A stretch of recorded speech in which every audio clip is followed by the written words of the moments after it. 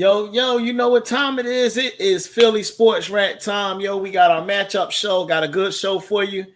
We got some special guests on the show today, man. And I'm really humbled to have these guys up here with me as we present a big show. And then also today, for the first time, we got our chance for somebody to actually get some money, man. I'm talking about pure cash. Somebody can win some cash today. So you stay tuned for one hell of a show today. The one and only Philly Sports Rat. I'm your host, Tone. We're going to get this party started, all right? Let's go. We flying, baby. Let's go. You already know what time it is.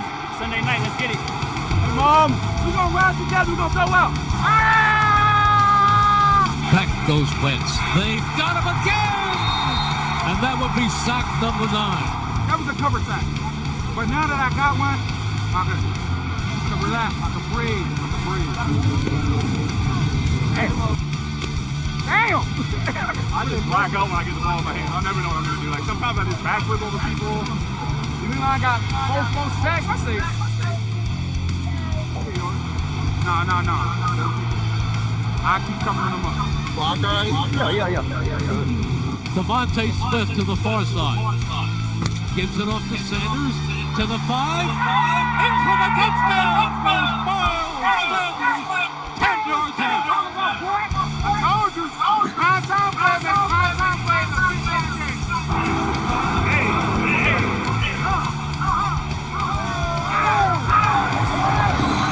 You don't take nothing but you being yourself. Don't get caught. I'm cold as hell. No.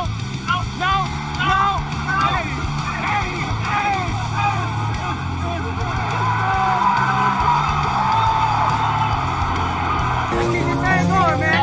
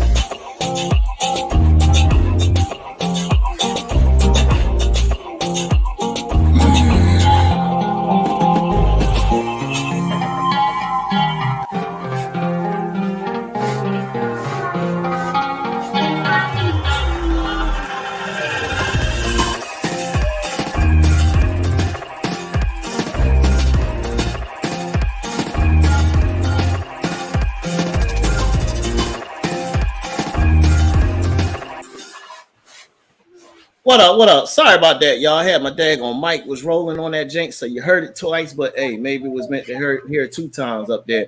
But I'm your host, Tom. Welcome to Philly Sports Rat, man. I got a whole gang of the fellas up here, some of the top big dogs out here creating this content.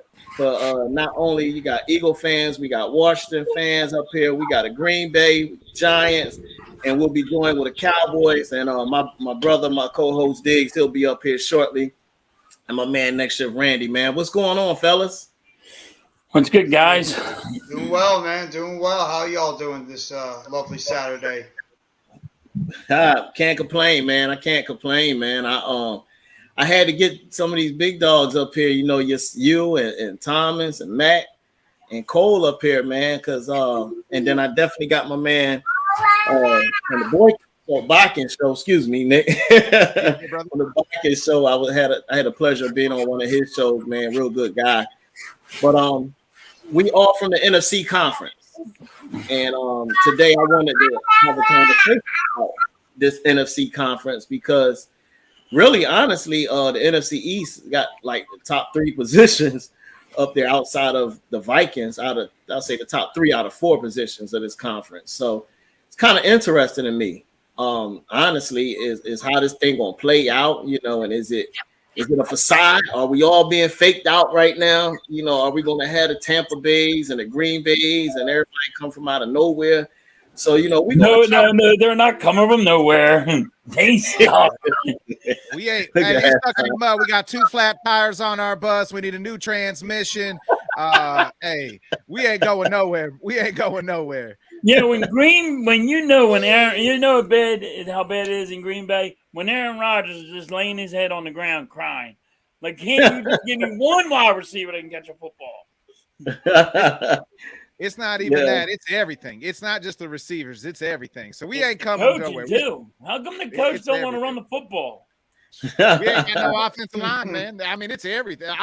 I literally watch every snap, every play, and I get asked, "Hey, man, what's going on with the Packers?" My own wife said, "What are they doing out there?" And I said, "Baby, I don't have an answer. Like, it's not just one thing. It's all the things right now. They just flat out hot garbage." All right, so look, what's up, Normal Guy? Appreciate you tapping in. You always one of the first guys, man. Normal Guy saying Bucks is trash. That's true. But so we could get rolling with the show, man. We got one more coming. That'll be my brother Diggs. But I'm gonna start it off with my man Mac up there at the top. Mac, you know what I'm saying? I got everybody YouTube link in the description. Everybody that's watching the show, make sure y'all sub up these guys and follow them. Mac, you can start it off, man. Tell them, you know what I'm saying, about your show, who you are, man. You know, I'm gonna run it right on down. Well, thank you, sir. I am Mac the Giants fan, man.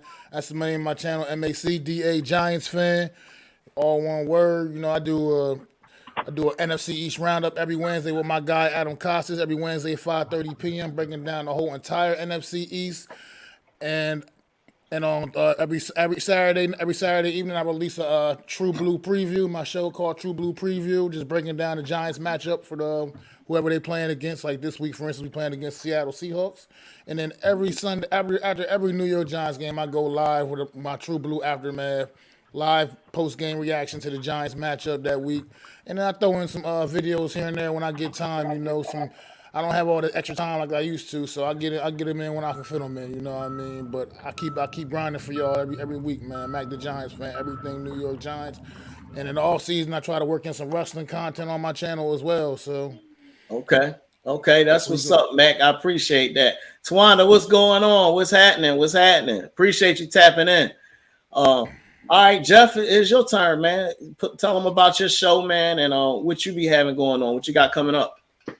You go by me, NYG Jeffy T85. You can find me over sometimes we're gonna be doing it once a month with my guy on my left, Mac the Giants fan, doing a premium take show. We break down football, basketball, baseball, wrestling, UFC, hockey, you name it. I also do a show every Tuesday night with a couple of other great New York Giants content creators, The Heart of the City, Coach Ed Gladney's Amazing World of Sports, and Unpopular Opinion Sports, aka NYG22. I talk about the New York Football Giants, where I also have every single Sunday at about noon. I have a keys to victory for the New York Giants to pull off their wins. I also cover the Brooklyn Nets. The less said about them right now, the better, the way they're playing. And I also cover the New York Mets. Well, right now the same thing. They got a lot of things they got to work on the off season, and I dabble in some wrestling, AEW, WWE, whichever it is. That's where you can find me. That's what's up. Appreciate that, Jeff, man. Appreciate y'all, brothers. My man Nick from the Viking Show, man. Tell them about yours, man. I had the pleasure of being up there. I enjoyed the time up there with you, man. So the Bodkin Show is what my channel's called. We do a little every Wednesday. We just break down each game, pick every game against the spread. Sunday morning we have a show called Head Kicks and Haymakers, where it's our UFC show. If there's a pay-per-view, we do it a Saturday and a Sunday show. Sunday night we just break down every game. My two co-hosts, we do a little bit of fantasy.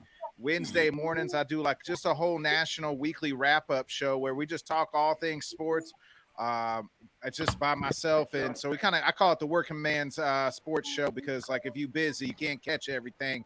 So I try to cover every little thing and kind of give my own little take on it. That's just, I also do a show on Monday called Buffoon and Bodkins, where we got some guests on during the Monday night show. Monday Night Football, talk a little sports, all sports in general. So we got a little bit of everything. We cover a little bit of everything as well. That's what's up. Appreciate it. Main man Thomas in the middle, man. What's good, bro? Yo, what's going on with y'all, man? It's your boy Big Moves Thomas here, man. Repping for the DMV Commanders all day. You find me Big Moves Thomas on everything. Even my personal account, bro. That's what my mama called me, bro. Same thing everywhere, bro. Same thing everywhere, man. Holla at the boy. For sure. Philly hat time. What's up, guys? I'm Philly halftime. We do a show, me and Tone up there, and we on Saturdays. But normally I just put out my little rants that I have with the Eagles. I'm starting something new with the Fighting Phils and doing the World Series. Trying something new on that. But yeah, I work a lot, so it's hard for me to get on as much as I do. Hey man, what you doing? I definitely always appreciate the support you show me, and I'm sure Hardcore Sports definitely appreciate that. I try to find everybody. If you guys would put your stuff on the What's up, AK? I try to send it. What up, AK? What's up? Yeah, definitely. And like I said, for those that's watching, real quick, and if you're just coming in, everybody up here on this panel, all their links is in the description. Make sure y'all please go sub up these guys, man. I love all the content. They good peoples, so definitely show them some love, man. And we're gonna hit it off with my main man, Coles. What's good, bro? Appreciate you tapping in, man. Hey, we barely can hear you. I know you told me you was driving, man. I hope. I ain't driving. I'm in the car. I'm at the game. I'm at the Jackson State game. So. Oh, that's right. Yeah. Oh, that's right. Hey, Okay. shout out to that, man. That's what's up, bro. Hey, find Pat McAfee and give him my number, will you? I was out there in the crowd, but yeah, man. Hey, I had to tap in. Shoot. I got you. Yeah, I'm out here really tailgating, so I'm just in my car. Okay, for sure. Yeah, that's my man Coles, man. That's Cowboy fan. He puts his content up. That dude he be real though. He the only Cowboy fan I know that do keep it 100. He say when he feel like the Cowboys gonna do something and when they ain't gonna do something. But yo, can we talk about history today though? I forgot about that, man. Like I ain't forget, but it's on right now, man. Shouts out to College Game Day right now, bro. First HBCU game out here, man. Jackson State, man. Primetime did his thing, getting everybody out there, man. Look at that, man. I mean, just amazing what a coach can do, bro. Shouts out to them, man. Shouts out to the whole Atlanta right now, bro. Definitely shout out to them, man. I saw Primetime on his motorcycle early today up there on game day and whatnot. I was like, look at this boy. Prime is definitely getting HBCUs some recognition. He's doing everything he can, man. You know, so I hope he stick with him. But I know also too, he said, you know, big opportunity coming with the FBS, he would take it. I wish at Florida State would have took him, man. I was kind of sick about that, but it is what it is. They're gonna wish they did. Prime is one thing he can do is spit game and recruit. We're already seeing it.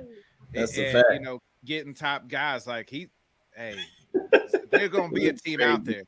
Nebraska, Prime, I couldn't imagine Prime going to Nebraska, but something crazy like Nebraska that. use them right now the way they're going. Yeah, exactly. That's a fact. Hey, Tommy, see that foolishness Mitch put up there? Oh, yeah, man. Don't worry, man. If these Commanders don't go to at least a wild card spot, Lamar, where you at, bro? Lamar Jackson jersey heading up in the playoffs. Right. Oh, man. Oh, that's crazy, man. So, yeah, man. So also, too, what I do on the show, y'all, what's going on, Mr. Mike? What's happening, man? He in the building. So what I also do on the show, I have my live call-in show, so I'm about to put the number up for them. What I tell anybody, any guest that's watching, they can call that number.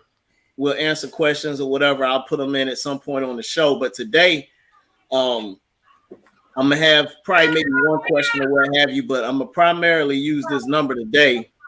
Once we get to that segment where I'm actually gonna allow someone call in, and they're gonna pick against us.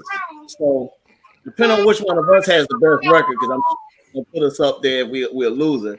If they can outpick the panel today as far as the Sunday games only, I'm just going Sunday games, I ain't gonna go to Monday, then they're gonna win cash. I'm gonna give them $50 cash, no bull. You know what I'm saying? So that's what I'm gonna use the call-in show for today. I'll keep reminding people, as I know people be in and out right now and whatnot. But that's what I'm gonna do. $50 cash today if you can outpick the panel on the games, and we'll go from there. So what I'm gonna start doing, you never know. You gotta be in on the show because sometimes I'm gonna have different giveaways and things like that on the show, on our Saturday show only. Every Saturday, 3:00, had a matchup show, and I'll pick which week I'm gonna do the giveaway. So you gotta be up here, be tuned in to have your chance to win. So all right, let's get into it, man. Let's get into it. So we kind of talked a little bit about the NFC earlier today. Everybody, like I said, everybody up here team is in the NFC conference. So we're gonna start off, and the first question I got is the NFC East the best in the NFC conference? Right now, the way it's looking, like I said earlier, out of the top 4 teams, NFC East are holding a position of 3 when you got Philly, New York, and Dallas leading the pack. So, Matt, do you really think we are the best, or is it just still too early in the game? No, we're the best. It's not too early in the game. You are what your record says you are right now. In the NFC East, like you said, got 3 of the top 4 records in the entire conference. Yeah. So we're not only the best division in the NFC, we're the best division in football right now, point blank and period. Ain't nobody holding it down like the NFC right now, like the NFC East right now. Right now, if the playoffs started today, it would be 3 NFC East teams in the playoffs right now, this week, if the playoffs started this week. So it's definitely the best. It's not even arguable. To me, you can't even make an argument about it. That's fact. Jeff, what you got? Oh yeah, it's not even a debate. Not even close. We're by far the best division, not only in the NFC, but look at the other divisions in football right now. A lot of those teams, besides Minnesota, what's that division? All the other teams in that division are 500 below. The hell, the Carolina Panthers, they sold Christian McCaffrey over there to San Francisco, and if they win this Sunday, they have the opportunity to be first place in that division. The West right now looks overrated as hell. I mean, Seattle might actually end up winning out the West because the Rams look like they're going through a down period, and the 49ers can't stay healthy. And then you look at the AFC, you could debate right now the East. Both East divisions are the best divisions in football right now over there in the AFC East. But no doubt the NFC East is the best division. Look at the teams that are in it right now. Come on. It's not even a question about it. All right. What you got for us, Mr. Nick? Man, I can't even argue. Like, as a lone guy that's not in the NFC East in this division, it's hard for me to even say anything that, like, counteracts, like, my man said it best. Bill Parcells said it best. You are what your record says you are. And right now, outside of the Commanders, everybody in the NFC East got a winning record. I can't even say. Look, I'm a Packers fan, and we got beat by the Giants, and we got beat by the Commanders back-to-back weeks. So, I mean, I even got one leg to stand on to even say, hey, my team the best team. No, Minnesota it's weird because I keep saying Minnesota's not getting a lot of respect, right? Like, they have the same record as the Giants, and maybe because it's Minnesota, I feel like more people are talking about how good the Giants are, and maybe it's because nobody expected this from the Giants, and maybe it's because Kirk Cousins is Minnesota's quarterback, so you're just like, hey, when it get to prime time, when the lights shine the brightest, they ain't going to be there. You know, they going to falter. We don't know that about the Giants because we ain't seen them there yet. So it's weird how that is. They got the same record, but I mean, that's just how it is. Like, and then the Eagles are undefeated. So you're like, well, the Eagles probably the third best team in the entire league because I'll take the Bills and the Chiefs over the Eagles just because I feel like talent level, coach wise, and everything else. Those two teams are absolute wagons. Cole's like that. All right. Hey, I'm just letting you know. So the Eagles are the number 1 team in the NFC. So then there's everybody else. And then there's really everybody else underneath all that crap, including the Packers. So, I mean, I can't even argue with these guys and tell them it's anything otherwise because every other team is a big freaking fat turd, my friend, and a big old disappointment. Hey, Tawanda, she a Giants fan. She up here. She talking about don't keep playing us. It's our winning season. If it wasn't for the Giants, if their helmets didn't say Giants on them, I'd be all about it because I love what them boys are doing with Brian Daboll. But the fact is, Yeah. it says Giants, and I got a lot of hatred for like people I've ran into in my life that were Giants fans and things that the Giants have done to my Packers in the past. So I can't ever root for them. I won't play them even on Madden because I can't stand All right, Head Tom, man, you go ahead and represent us for Philly, man. What's up? Yo, we're the best right now. The East is the best. And they could always call us the trash all you want, but you know, there's nobody out there that even can compete the way the Giants are competing, the way Dallas is competing. Hate to say that, but they are. And yeah, you got Washington, but if Washington just would get a quarterback, they would be dangerous too. That's a fact. Well, I mean, I would say they had a Washington. quarterback he was sitting on the bench. Heineke should have been playing over Wentz. That's just my opinion. They got their quarterback. Heineke's their quarterback right now. He should be playing for the rest of the season because you can see since he's gone in, the team's turning it around. Yeah, but I just can't understand why they would pay a man $35 million is come in and they already know he's trash. Yeah, it's gonna be a $35 million bench warmer. That's crazy. That's crazy. You spend all that money just a guy, and you know he's trash. All right, well, look, we're gonna let Thomas. Fans told Washington fans, "Yo, he's garbage. He's done. He lost." Well, we're gonna let Thomas tackle that one. Is that you talking about his squad with the Commanders? Thomas, what you think, bro? All right, y'all. I'm like 2 drinks in, so we wait. All right, cool. Let's get this. Hey, I ain't gonna hold on. I ain't had nothing to say. I had nothing to say that I had drinks over. All right.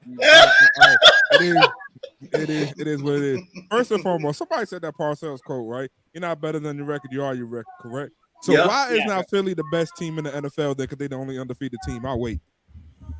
I'll be saying the same thing, man. All right. And again, I'm a Commanders fan, but you gotta give respect due, bro. So Eagles number 1. I'm tired of this bull job talking about. Oh, I'll take the Bills, man. Josh Allen. If they played the Bills, bro, both them booty cheeks teams both lost to some sorry people, bro. Let's be honest.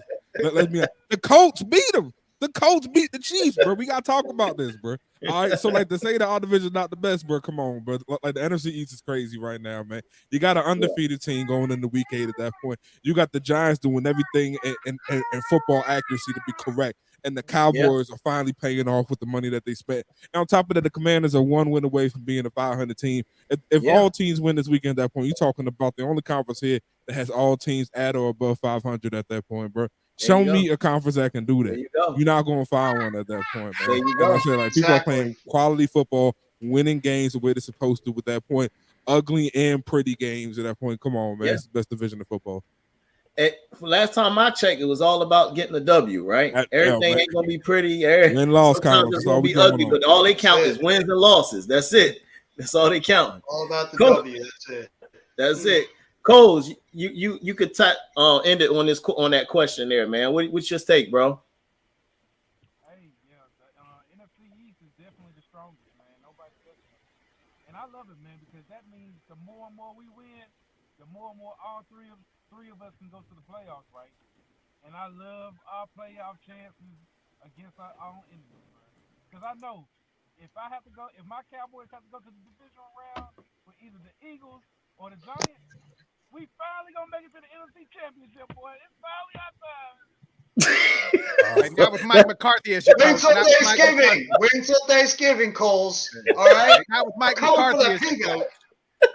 Yeah, exactly. McCarthy will do something to ruin that team's chances of going to. Hey, that was Mike McCarthy. Hey, I've seen that show too many times. Mike McCarthy at least got him. Mike McCarthy at least got him a Super Bowl. All right. Okay. All right. Okay. What was that? I've been waiting for that response.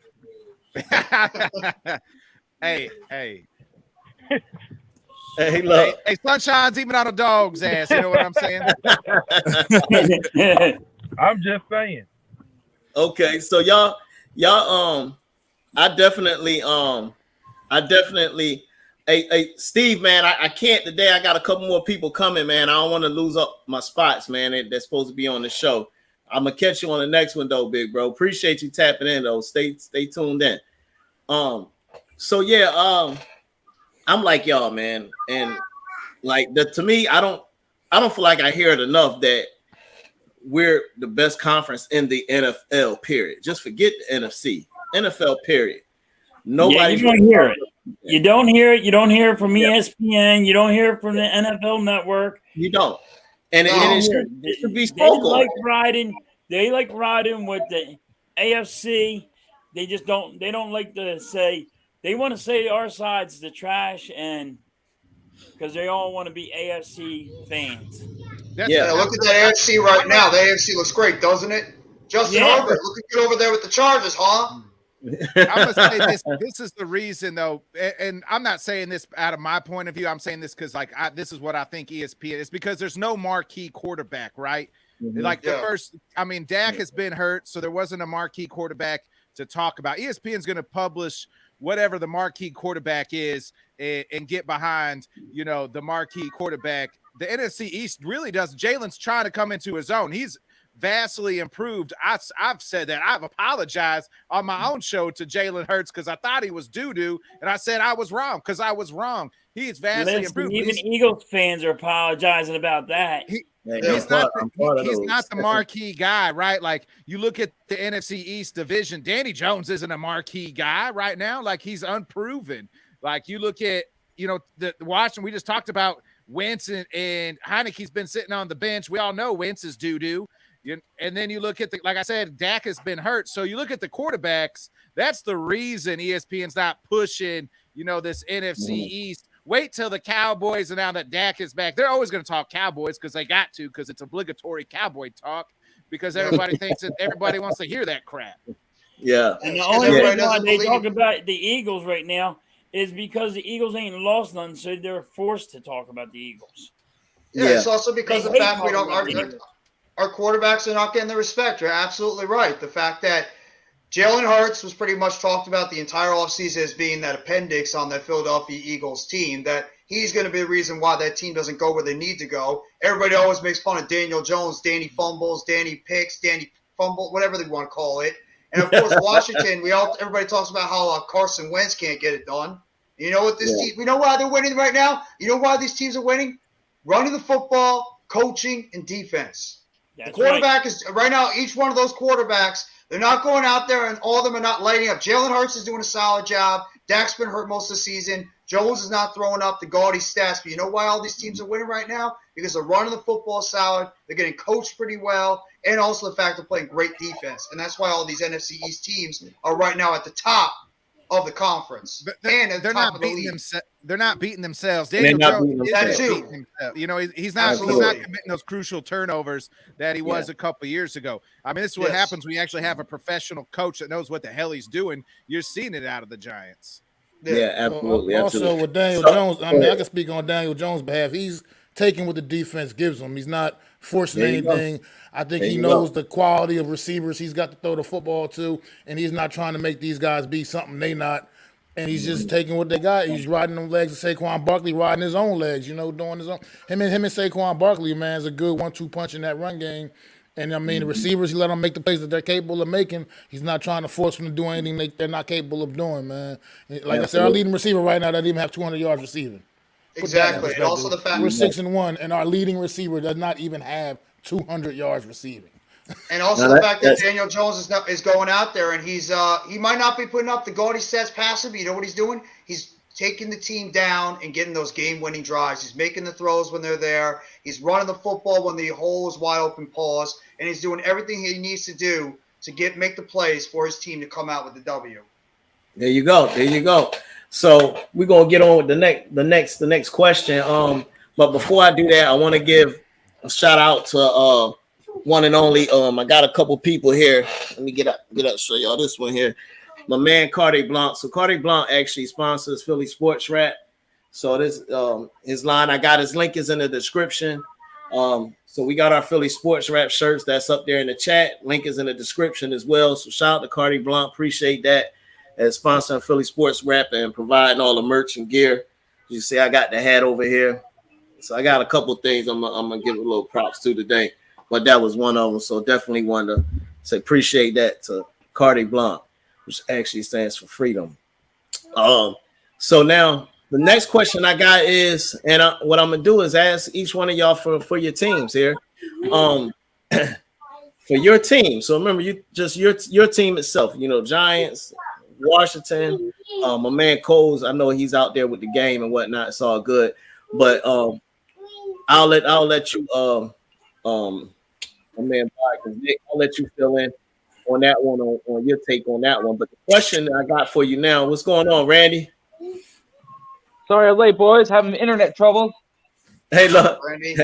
Yeah, look, you and bro, but bro already hit me. It's all good, man. The boys is holding it down for you, man. The boys holding it down, man. I appreciate it. Thanks, gentlemen. Yeah. So our question is, are you concerned that your team will fizzle out by the end of the season? Or if not, what do you think could cause your team to fizzle out? And then in your instance, for you, Thomas, do you think now that Wentz is down and Heineke may even put y'all in the running? So Randy, I'm gonna let you start it off since you're just coming in and everybody else have been talking. What do you think about Philly? Are you worried about them fizzling out by the end of the season? And what do you think will be one of the things that could fizzle them out? Yeah, man. I'm gonna be real. I think they have the right man at the quarterback. I don't think Jalen Hurts is gonna let this team read the tea leaves. I don't think he's gonna let them think that like being 6-0 is just what this team wanted at this point. No, we haven't hit what we want yet, and we all know what that is.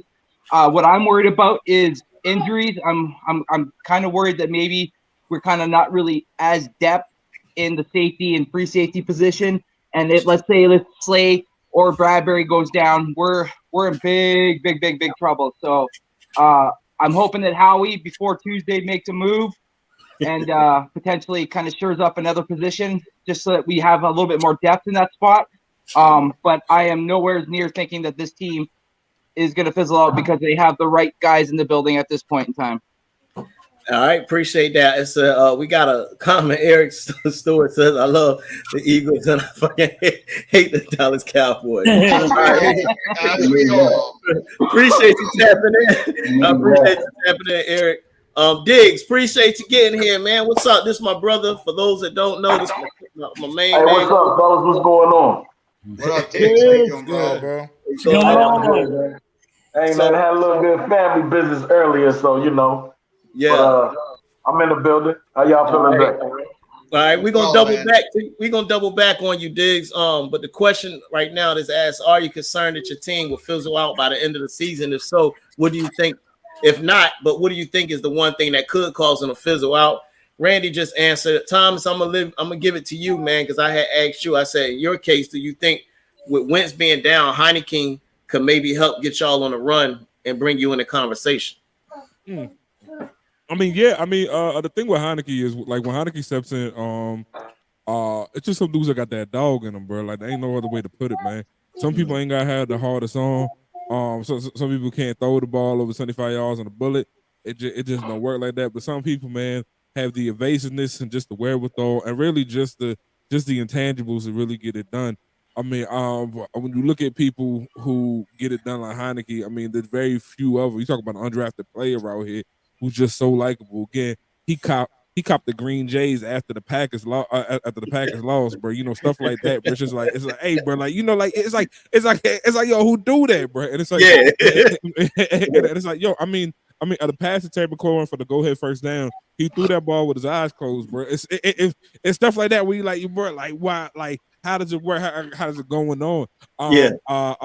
It's a magical no. It's a pretty no. But what he does that he tries to give everybody a shot and he feeds the people who he knows to feed on. For the go ahead touchdown, actually, he said on that play exactly. He said, "Hey man, I threw the ball to the guy who I know bring it down. It was going to Terry regardless on that play." And look what happened, bro. Touchdown at that point, 40-yard touchdown right there. Yeah. I mean, when you have somebody who was willing to ball out and really put it on the line, bro, and really let him hang like that, bro. There's nothing you can do. Is he going to get beat? Of course, everybody gets beat. At the end of the day, man. You know, yeah. I mean, even the Patriots were 19-1, bro. Stuff happens. But is this guy going to give you his all when he get out there, man, and just really leave it out there? Absolutely, bro. And even on that 50 burger last year that the Cowboys ferociously put on us at that point, bro. Even for that, He left it all out there, bro, to the point he had to get pulled because he had a shoulder separation. And all you can say is, you know what? He is what he is. He gonna give us what he can give us, bro. And you know what, man? I'll take $2 every day versus $3 once a week, man. Yeah, that's right. That's right. All right, halftime. We know we got a few Eagle fans in here. But what's your take, man? You think are you worried about them fizzling out? And if not, what do you think would be the one thing that could cause them to fizzle out? I'm not worried about them fizzling out, but there's always a concern of people that get injured, and if you lose your corners, that could be a serious problem. But that's on every team. Mm-hmm. It's the injury part that I worry about. But you never know what can happen. But then the sun will shine on a dog's ass once in a while.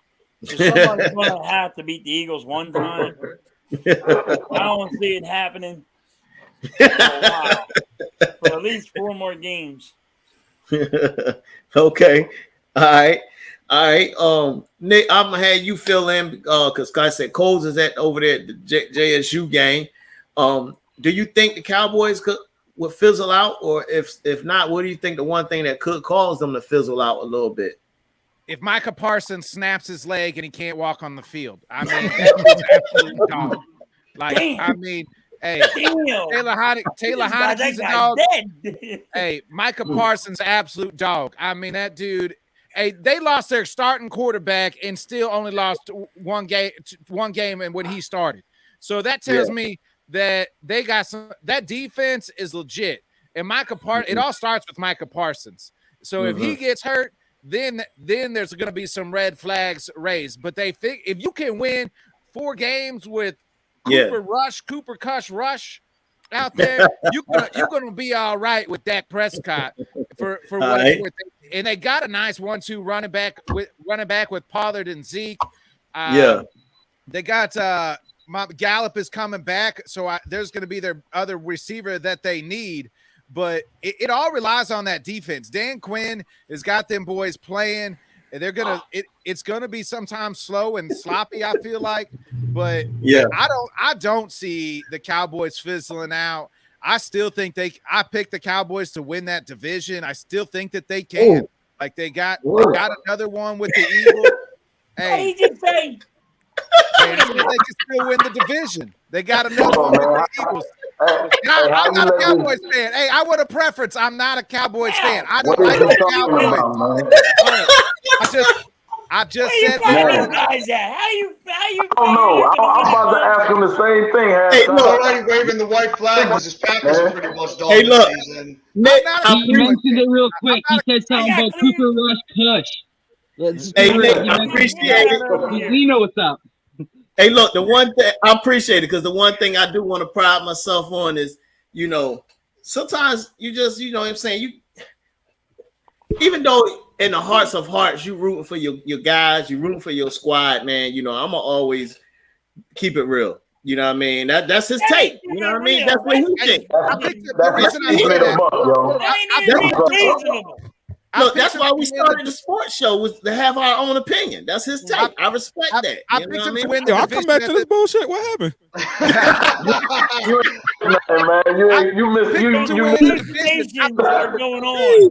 I step away to get one. I picked him to win the division at the beginning of the year, and I'm saying I still think they can do that. That's it. That's all I'm saying. I'm not a Cowboys fan, y'all. Like, don't come at me. Like, I hope they don't make the playoffs. Like. He a Green Bay fan, yo. He a Green Bay fan. They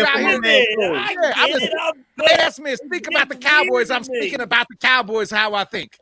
All right? Hey, goddamn, y'all. Shit, I'm out of here. I ain't even a damn Cowboys fan. I'm just some guy asking me my opinion. Shit. I'm just saying, the Eagles are over here. All right. Hey, look, we gonna. Hey, Bodkin, next time, bro. Hey, Bodkin, next time, just be like, pass. Yeah, hey, that's what I'm gonna have to say. Hey, I should have known better. Hey, he gave me. Hey, Nick, go out here with this little water pistol and go up and take on all these guys with their Uzis. That's what he did. Pass to the ball, get triple team. Hey, look, we gonna move it on. We gonna move on. I just want to ask one more question. How are you gonna say that when the Eagles are already ain't lost a game yet. Hey, 2.5. He said we yeah, got halfway another through game the to season. play. That's what he said. He said we got You got another another game to play against him. That's what he said. So look, we're gonna move it on. We're gonna move it on. Real quick before I give it to Jeff A. Thomas, I want you see this comment, man. I'm gonna give you a chance. Look, y'all can't let a pimp fill his cup up. God damn, bro. I was trying to just grab my cup real quick. I come back to this bullshit, man. All right, man. Look, bro. Look, man. Eric, have a blessed day, bro. I ain't gonna speak nothing about you. I'm gonna speak to you as the football fan that you are, man. Look, every team goes through its woes. I don't know. I don't know what type of fan you are. Is this person a Phillies fan or is this I don't know, Eric. Yeah. Are you an Eagles fan? What kind of He's fan an are you? He's an Eric? I'm Eagles not sure who fan. you with. Oh, okay. As an Eagles fan, man, y'all having a great season. Enjoy that.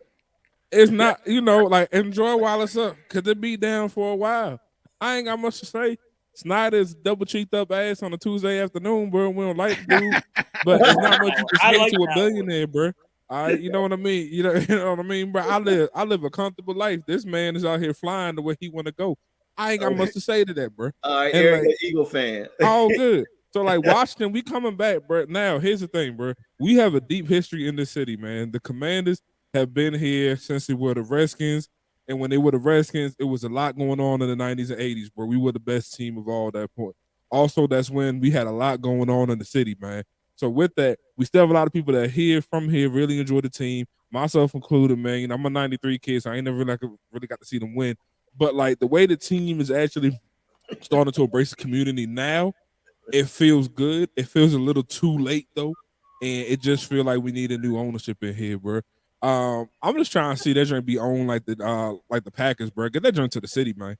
Get that joint to the city, bro. You don't want that. You don't bro. want that. You don't want that. Right. What you want is an actual competent owner out there, not just paying cheerleaders to be hookers and stuff.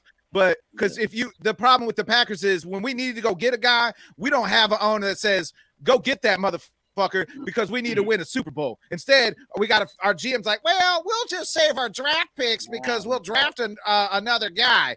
No, we needed a guy 2 years ago to get us over the hump. So don't give it back to the city. Hey, yo, please. I ain't gonna lie, bro. What we need is what the Eagles got. That boy Howie, I don't know what type of Philly dope he on, but that Philly dope is good dope, bro. So that boy is out there being like, yo, bro. He on that I gotta green get screen. getting, bro. Yo. He went all the way to BC. He came all the way up to Canada and got that BC Kush. He said, yo, Hey, my look, brother y'all, got wow. get that motherfucker, bro. I don't care how much it costs, bro. Get Yep. it, bro. Yeah. Everybody Hey, else. look. He's good at that too. Yeah, he's definitely How good he at it. is But I'm gonna good let- at How did they pull out Robert Quinn on that one? Seriously. I don't know. We'll come back to that. We're gonna come back to that. I want to make sure I get my Giants fans up here, my man Jeff and Matt. But I seen a couple people putting some predictions and scores in the chat. Y'all hold those because here, as soon as I let you know, you're gonna pick against the panel. If you outpick the winner of this panel, whoever got the most right, that's $50 for you, straight cash. So I'm gonna get your Cash App. You're gonna email me all that info. So and this is only for the Sunday game. So it comes Sunday night, and I'll make sure we put it up there on all our social media, who the winner was, the whole nine. That's our word. So hold that and make sure you go ahead and take your shot against the panel, man, because I think these guys are pretty good with picking some squads up here. Man, are we gonna be so good? I put 25 on that myself, bro. Go ahead, bro. Ain't There it is. They go 75. It's 75 up there. They don't think y'all gonna do it. Jeff, go ahead and answer the question, man, so we get my man Mac up there and get to the next one. So am I afraid that the team might go into some type of second half swoon? No. You know why? The coach. The head coach and the coaching staff of this team, they don't give me any worries at all because we've been dealing with injuries the entire season. We lost our right tackle this past game. We're missing one of our stud outside linebackers. Leonard Williams has been out. We lost arguably our best wide receiver back in week 3 against Coles' Cowboys, Sterling Shepard. Our wide receiver position has given us literally virtually nothing. But this team just keeps going out there, and they keep finding ways to adjust. They keep finding ways. When it gets to that fourth quarter, they find ways to make other teams make mistakes, and then we capitalize on it, and we find a way to pull off the W in the end. So do I think that this New York Giants team is going to go into some type of swoon? No. Do I think they still need help? Absolutely. But no, I'm not worried about it. I think they're still going to be consistent. I could see them losing another 2 or 3 games, maybe 4, around that 12-5, 11-6 record. Shout out to our guy G Nation Inside Sports, Lou. but I could definitely see. I don't see any second half swoon with this team because the coaching staff is just. It's been elite so far, all around. Okay. All right. Matt, you'll go, man. Well, I mean, I don't want to say exactly the same things Jeff said, but I agree with basically everything he just said. Okay. But I just want to, put this into perspective, let you all know. I don't think the Giants is fizzling out because the Giants shouldn't even have been sparked up according to most. You know what I mean? So you can't fizzle out when you ain't supposed to be sparked up in the first place. That was a wet so ball. So I feel like keep it real, man. At the beginning of the season, this is the wet ball. But one thing I can say that potentially concerns me is the fact that this New York Giants team has embraced that next man up mantra. Yeah. However, the talent is limited on this team, and you can only go so far with that. After a while, next man up, no matter what the effort they're given, might not be good enough, you know what I mean? Just from a talent standpoint. That's the one thing that bothers me is the injuries keep piling up every week. And we're not going to keep finding the guys like, for instance, our cornerback Fabian Moreau that has stepped up and becoming looking like an elite cornerback.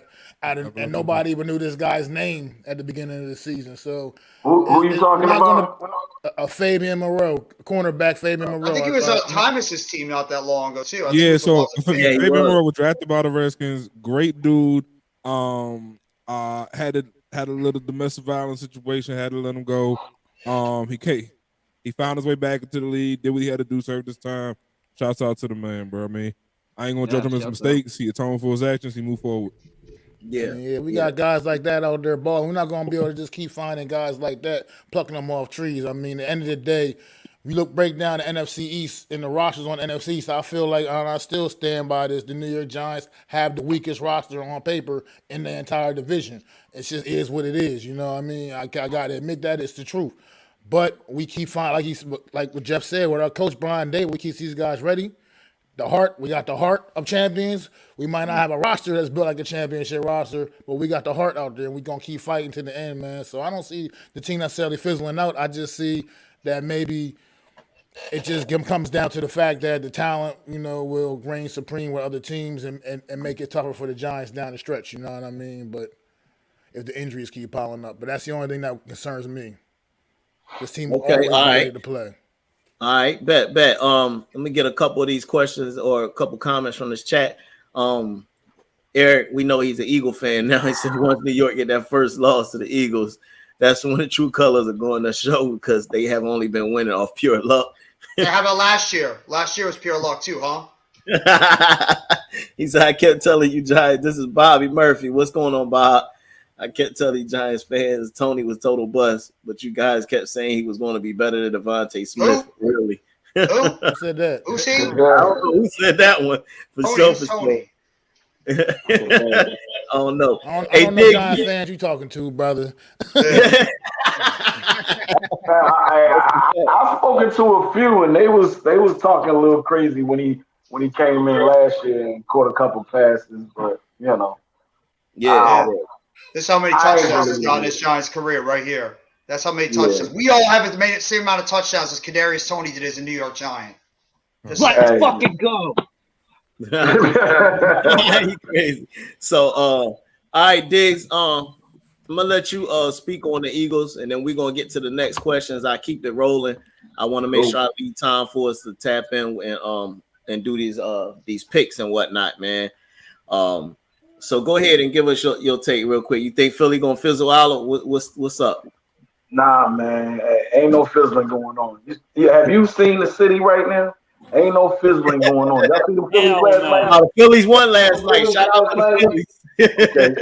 Yeah, nah, well, I don't think we're gonna fizzle. I think the way they mind is right now, they hungry, man. They playing big, real big. And a lot of people want us to fizzle, but I don't think it's going to happen. I think they on an even kill, and I think we're going to only get better, man. We got 10 games, 10, 11 games left. Then we're going to get better. If we stay healthy, I think it's only going to get better, especially with the pickup of Quinn. That's going to make the defense even more crazy. So, I mean, I don't see the fizzle happening. I'll be surprised. Now, if we get a couple of injuries, you know what I mean? But I still feel like we kind of deepish. But, I don't see no fizzle happening, not this way. Okay, all right. Tawanda just commented, tell you what's up, man. She definitely supporting these daggone Giants. I seen her talking about they not gonna fizzle. That's why I ain't even say nothing. She know how I feel. Tawanda know what's the right team to root for. She knows. She knows. The Eagles might lose a game or two because they don't like scoring in the second half, and that drives me crazy. So one time it's going to hurt them. You know who like scoring in the second half? The New York Football Giants. They like scoring all their points in the fourth quarter. They score all their points in the second half. You know about it. Yeah. So real quick though, while y'all talking about that, if you look at the games here that we got left, as you can see, we got the Steelers, Texans, Commanders, Colts, Packers, Titans, Giants, Bears. I mean, that's a winnable schedule.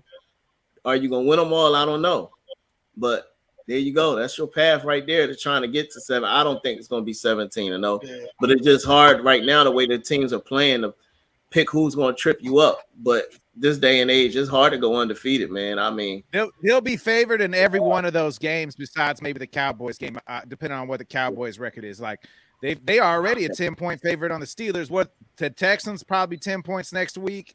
You know, they're going to be favored in every one of them games. Like that's just being like, I know I still, you know, whatever about the Cowboys, but I'm just being honest here. Like the Eagles are going to be favored in every one of them games going forward, outside of maybe that Cowboys game at the last game of the season. And that game's in Dallas. So they will be favored every game for the rest of the year outside of that game. All right. So crazy happens. Yeah. So Bach, and since you was up there, had the last comment. Who is your pick? Possibly challenge any of these NFC East teams in the playoffs. If we get to the playoffs, who you think would be the one that could probably eliminate one of the teams? Well, I mean, the playoffs is a different animal, right? So that's the thing. Like you look at there's still the Minnesota. I mean, I know I'll talk shit on Kirk Cousins till the day I die because until he proves me otherwise. But Minnesota, you look at everybody else. Right? You look at Minnesota, they have Justin Jefferson, Dalvin Cook, 2 of the top 5 position players at their position.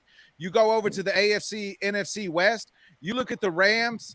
I know they're struggling right now, but at this time last year, they were struggling a little bit. They'll get it, maybe they'll eventually get it going.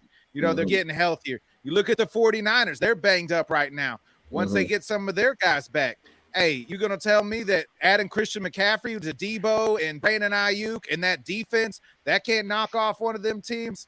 Absolutely. Like, you're looking at those 3 teams right there, Minnesota, the Rams, and the 49ers, like those 3 teams on paper could knock off any one of them teams. Anything can happen on any given Sunday.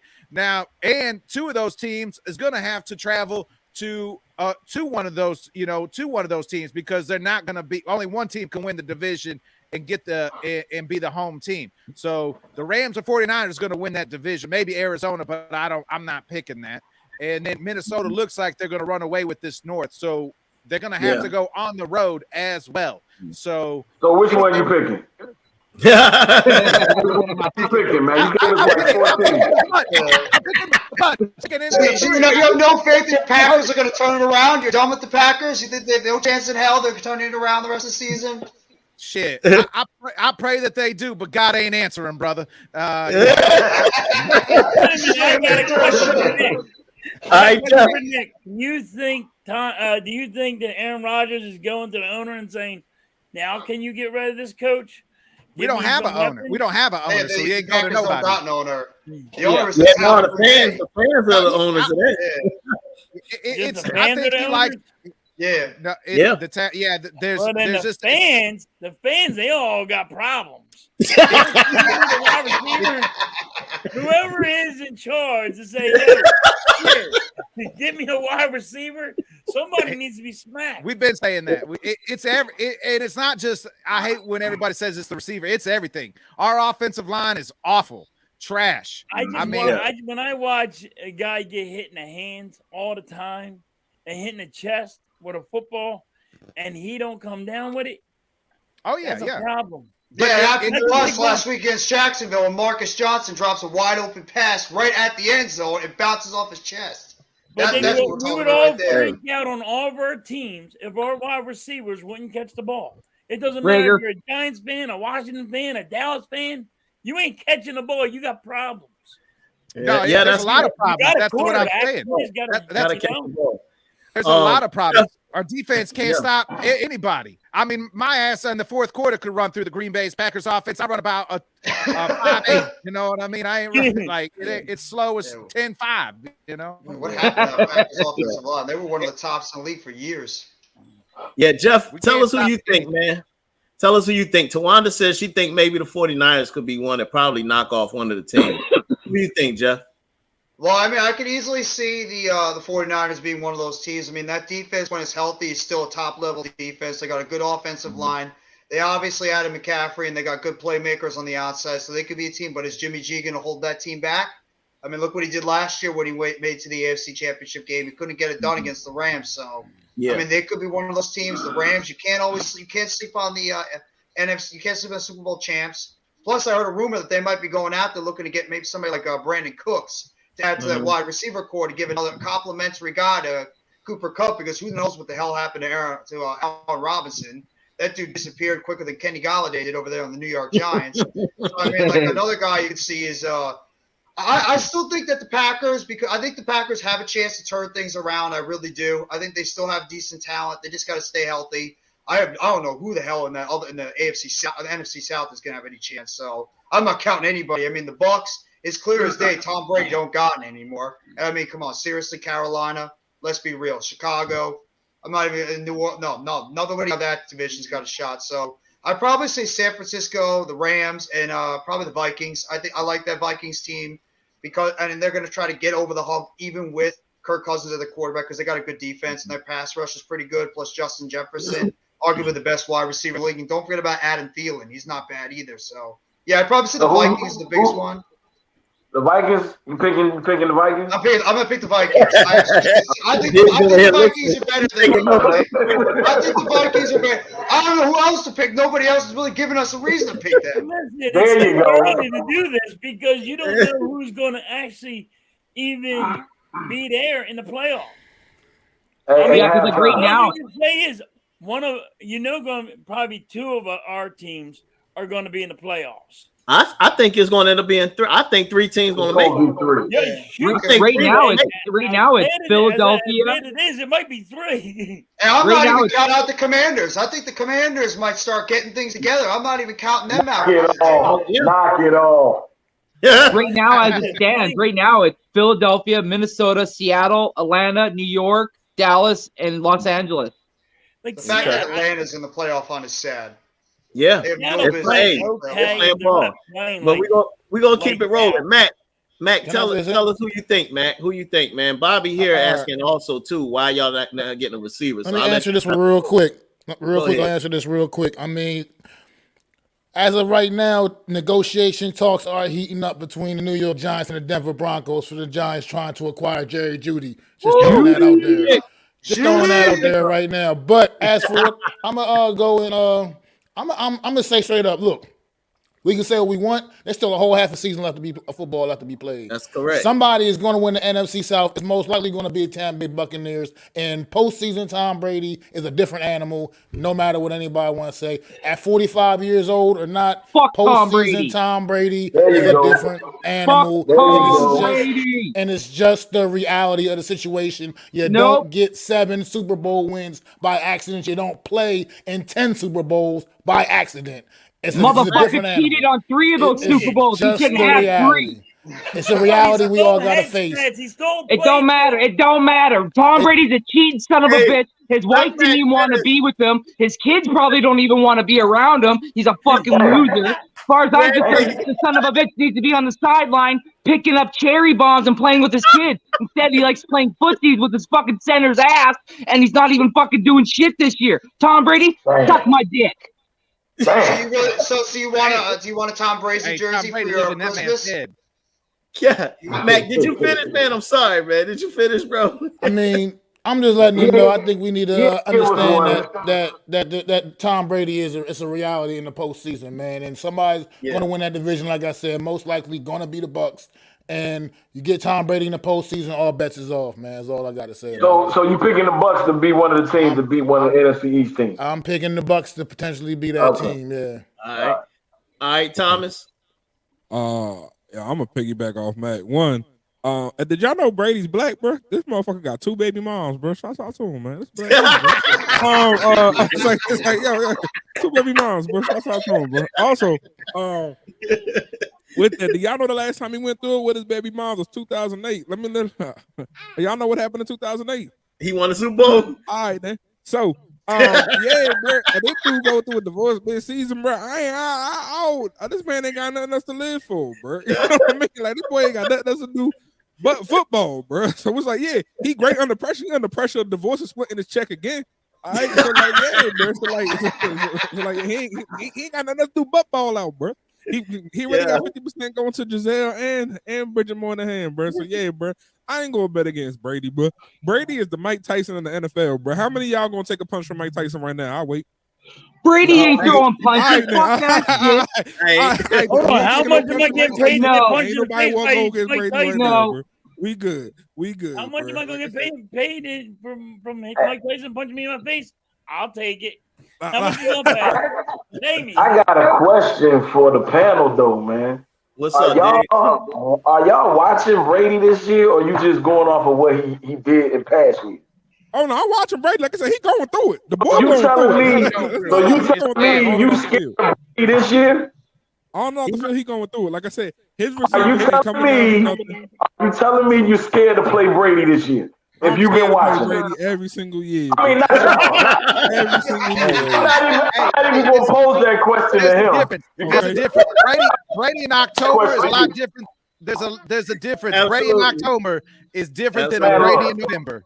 Hey, this Brady October, it's bad as can be. But Brady in November, he tries to cheat. He figures a way to cheat. That's true.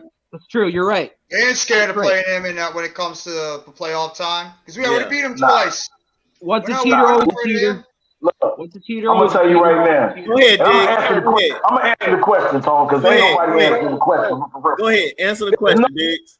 Nobody right now in the NFC is gonna beat any team from the NFC East. We will have to beat each other. Period. That's right. Not the Bucks, not the Packers, not Minnesota, definitely not the Rams. They ain't got no offensive line. The Pats ain't got no offensive line. Brady is on his ass a lot. Yep. So you're saying right now in the NFC Championship game is going to be 2 NFC East teams? Yeah, that'd be that's exactly what I'm saying. The way I'm looking at it now, it's going to be 2 NFC East teams in the championship. I'll take that. It can happen. It can happen. Definitely can happen. Tawanda, now this is a female. She said he needs to get his emotions under control. The reality is though, he can put all that shit in the. He can put all that shit aside because his divorce is final. You know what I mean? He ain't getting through it no more. It's final. It's over with. It's done. Refocus back solely on football. You know what I mean? And smoking, man. I'm sorry, y'all. His face. I'm sorry. Yeah. I'm sorry. Hey. Tom Brady is Tom Brady, man. 7 Super Bowls, 10 appearances. I'm sorry. He's Tom Brady. I'm not counting Tom Brady out in January ever. I'm not counting Tom Brady out in January ever, bro. Ever. They just lost the best pass rusher for the year. Shaq Barrett's gone, tore his Achilles, so that's one less pass rusher they got to worry about. And Antoine Winfield too might be done for the season as well. They're strong safety. Okay. I guess Brady gonna play defense too, man. I don't know. Yeah, he's gonna do everything. He's gonna throw the ball. He's gonna catch it as well. Man, he's gonna do it. I'm surprised the Giants. Wait, didn't that happen in the Super Bowl one year where he dropped y'all that beat ball? Brady twice, and you telling me you scared of him? I ain't say I'm scared of him. I'm scared of him.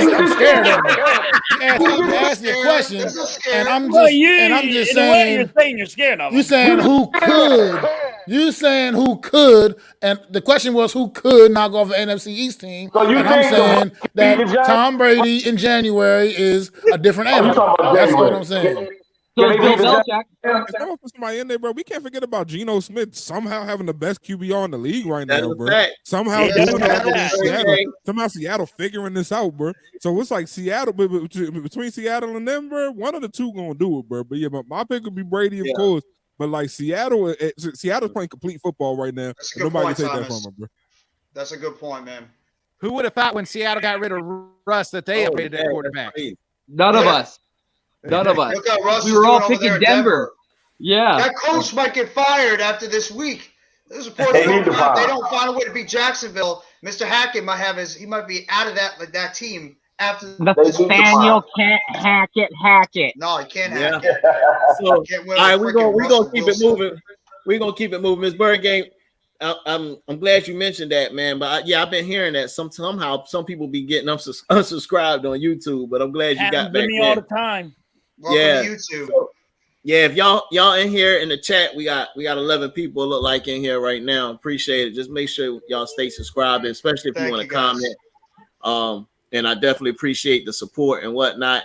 Make sure y'all also too check out our description, because I got everybody link in there that's on this panel. Go sub these guys up, support these guys, man. Everybody up here put out good content. Don't matter who your team is. These guys talk about some of everybody and whatnot. Definitely appreciate these guys coming on today. Also, as well, earlier today I talked about my Cardi Blunt, who actually, Philly Sports Rap shirt. It's in the description as well. The link is up there. But I also want to give a shout out to the one and only Extract Energy here. So this another one that we over here working with, and hopefully We on another one. It's Extract Energy over here. This Man, one I here might is I need have one of those. I'm is tired CBD right now. drink, huh? Oh, I'm tired shit. right now. I might need one of those right now, man. Hey man, Pass it don't around hey, the look. panel over here, bro. Pass it around. I'm gonna need that for tonight. Network up, whole Hardcore Sports Network. Shout out to Hardcore Sports Network, man. My bad. Definitely all our panel up here, except for my man Bodkins, is part of the Hardcore Sports Network.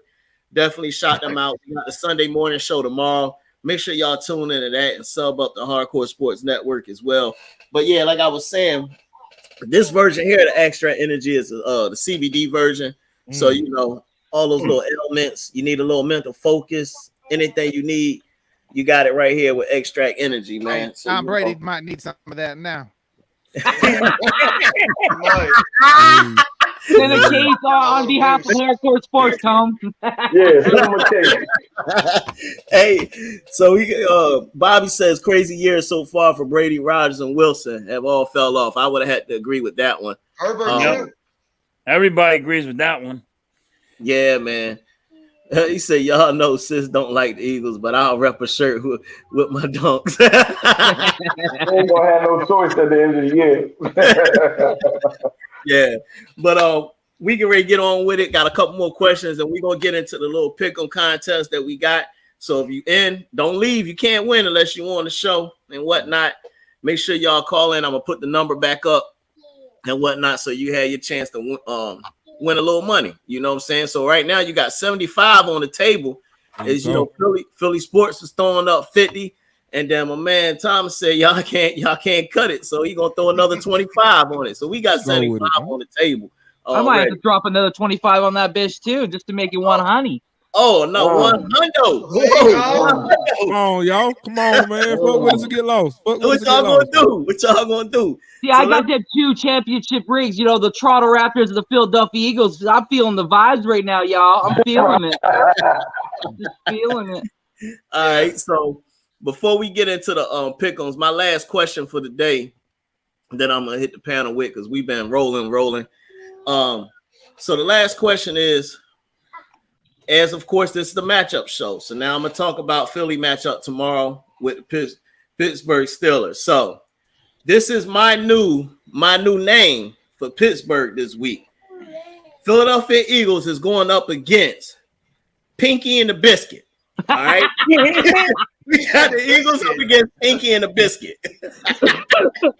So you got where do you get that from, man? Where'd you get that name Mitchell from? Trubisky. I always call him Mitchell Trubisky. I always call him Mitchell Trubisky. And yeah, so he the biscuit part of it. And then Kenny Pickett, until he step up, he Kenny Pinky, okay? He Kenny Pinky. He throwing picks left and right. So we up against Pinky and the working Biscuit. hard on that drink.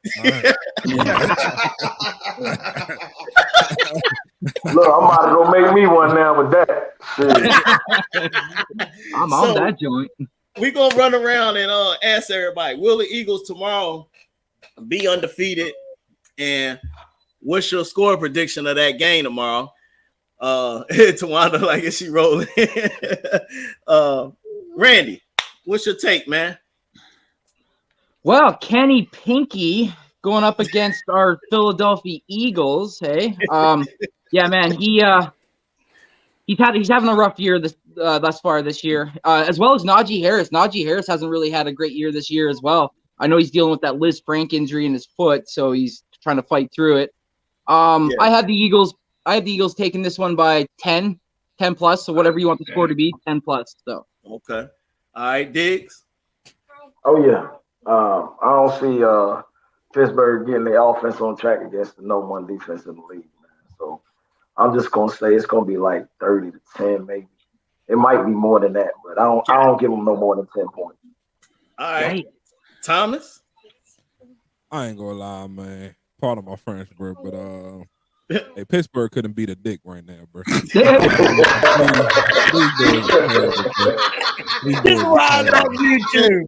These boys is terrible, bro. I mean, fuck a terrible town, man. It's a terrible team. I mean, shouts out to Tomlin. Every dog got his day. I mean, this guy's had so many winning seasons, never not had a winning season. So, you gotta give the man credit for some.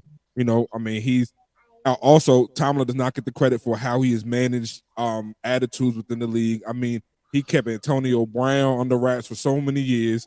I mean, he kept Bell on the wraps so many years, and we see what happens when these players get out. They act the ass, they do whatever, and you got to think, what the hell was they doing in Pittsburgh at that point? But this man knows Juju too, right? Juju as well. Juju as well. Like I said, this man knows how to control relationships and get to a winning team. It's just sometimes, bro, all that exhausted. Now you hear, will Pittsburgh be back? Absolutely. I have no doubt will Pittsburgh be back. But like I said, is this their year? No. I do see the Eagles winning this game 35-18, and that's my prediction for that game. All right, hat time. Well, I got the Eagles winning 27-14, and I think they're going to have 6 sacks on him, and he probably will throw 3 interceptions. So, but our defense is not a joke, and our offense, we're all kicking on all cylinders. The only thing we're not working on is the punt return and kick return. So they're just going to help us by kicking it right out of the end zone for us, so we'll be good. You're not going to be able to stop us. All right. What you got for us, man? Main man Nick. Man, I was looking at the spread, and on my Wednesday show, it was 11. It still is 11. And I hammered home that I said a couple weeks ago, I said the Steelers, when they played the Bills, I took that high spread with the points with the Steelers. I wasn't fool me once. You ain't going to fool me again. I'm with y'all boys, man, on this one. I'm riding with the Eagles. It's going to be a 28-10 game. They cover the spread. Hammer home the Eagles, baby. That's what I'm doing. All right, Jeff. I mean, I hate to say it, this could get ugly. I mean, that Pittsburgh defense can't stop anybody. I could easily even see the Eagles put up a 40 spot on that Pittsburgh defense. So I think they're eventually going to get at least 35. I think Devontae Smith is going to have himself a day tomorrow against that Pittsburgh defense. So I got Pittsburgh. I got the Eagles pulling off this victory, 35-14. I think it's going to be ugly at the first quarter. It's going to be ugly.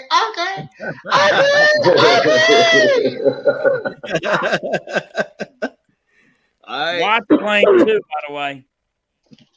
Yeah, I guess I'm taking it lightly. I saw that yesterday saying he might play. I did see that. Yeah. All right, Matt, what you think, man? Who you say might play? TJ Watt. Nah, he ain't eligible. He ain't playing. They said they just announced they didn't activate him on that 21-day window, so he won't play against the Eagles. He won't be playing. All right, Matt. Well, I agree with the entire panel that this is a battle of Pennsylvania, but it ain't gonna be much of a battle.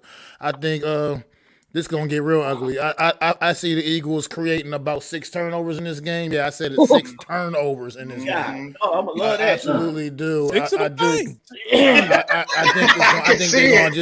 I think they're gonna go up there. This is gonna absolutely just trash the Pittsburgh Steelers. I think it's a horrible matchup for the Steelers. And I just think they don't stack up in any way, shape, or form. Unfortunately, I hate giving the Eagles this kind of level of props, but it's just the truth. You know what I mean? You gotta speak the truth, and I think the Eagles do go up there and put up 40 burger on Steelers. I think it's gonna be about a 44 to 10 kind of a game. Yeah, that level of a blowout. Hey, I Matt, just see them who do you just think has the absolutely game? Trashing. Huh? Who do you think has the game on the offensive side? Real quick. I think AJ Brown, D. Smith, Sanders. They're going to have no answer for AJ Brown. They're going to have no answer for Miles Sanders. They're going to have no answer for Jalen Hurts. They're going to have no answer for anybody on the Eagles offense.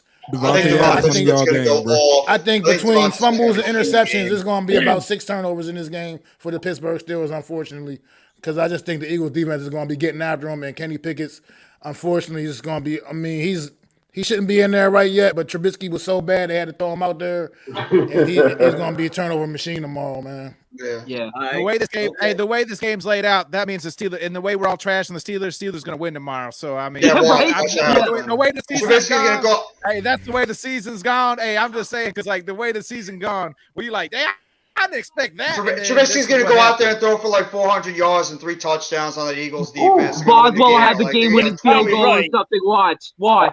Yeah. I'm saying this Nick's probably right over there.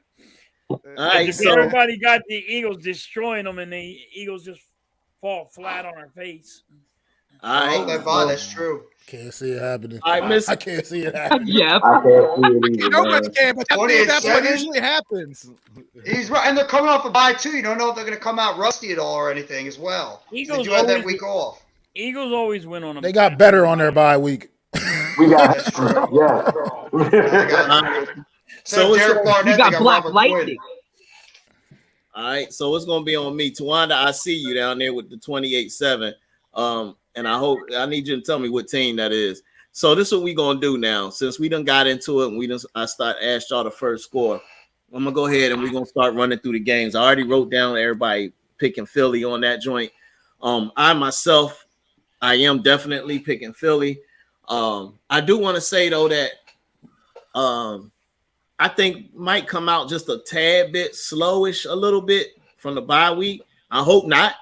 Maybe they really hope they prove me wrong and be geared up to go. But I do think we will see a different team come the second half of the game. I think Philly now will put points up in the second half. Like I said, I think it may take them a second to really get rolling from just coming off that bye week. But I do feel like I wouldn't be surprised if they jump right into it because, like Diggs said earlier that day, she said, y'all stinking Eagles. Like they said earlier that day, Diggs said earlier, the city of Philadelphia is on one right now. They are fired up. You got the Phillies with that. The game is in Philly too. With the comeback win, I'm mad that I went to sleep on them because I was ticked off. I said, man, How the hell you go to sleep? Yeah, can you guys lose, please? Can you all please lose? Do us Mexican fans need to go through any more torture already? Man, hey, look, hold on. You Do not be tortured anymore. Come on.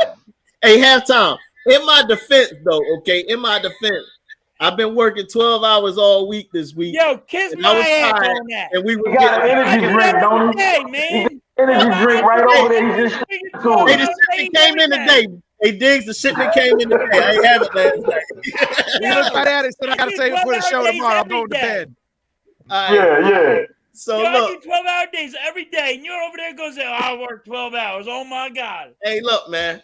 Anyway, you're weak, dude. So my pick is going to be the Eagles. We're going to officially start the pick 'em show right now where you pick your squad. So I'm going to do this a couple ways because I don't know everybody's situation. So we got the number right there.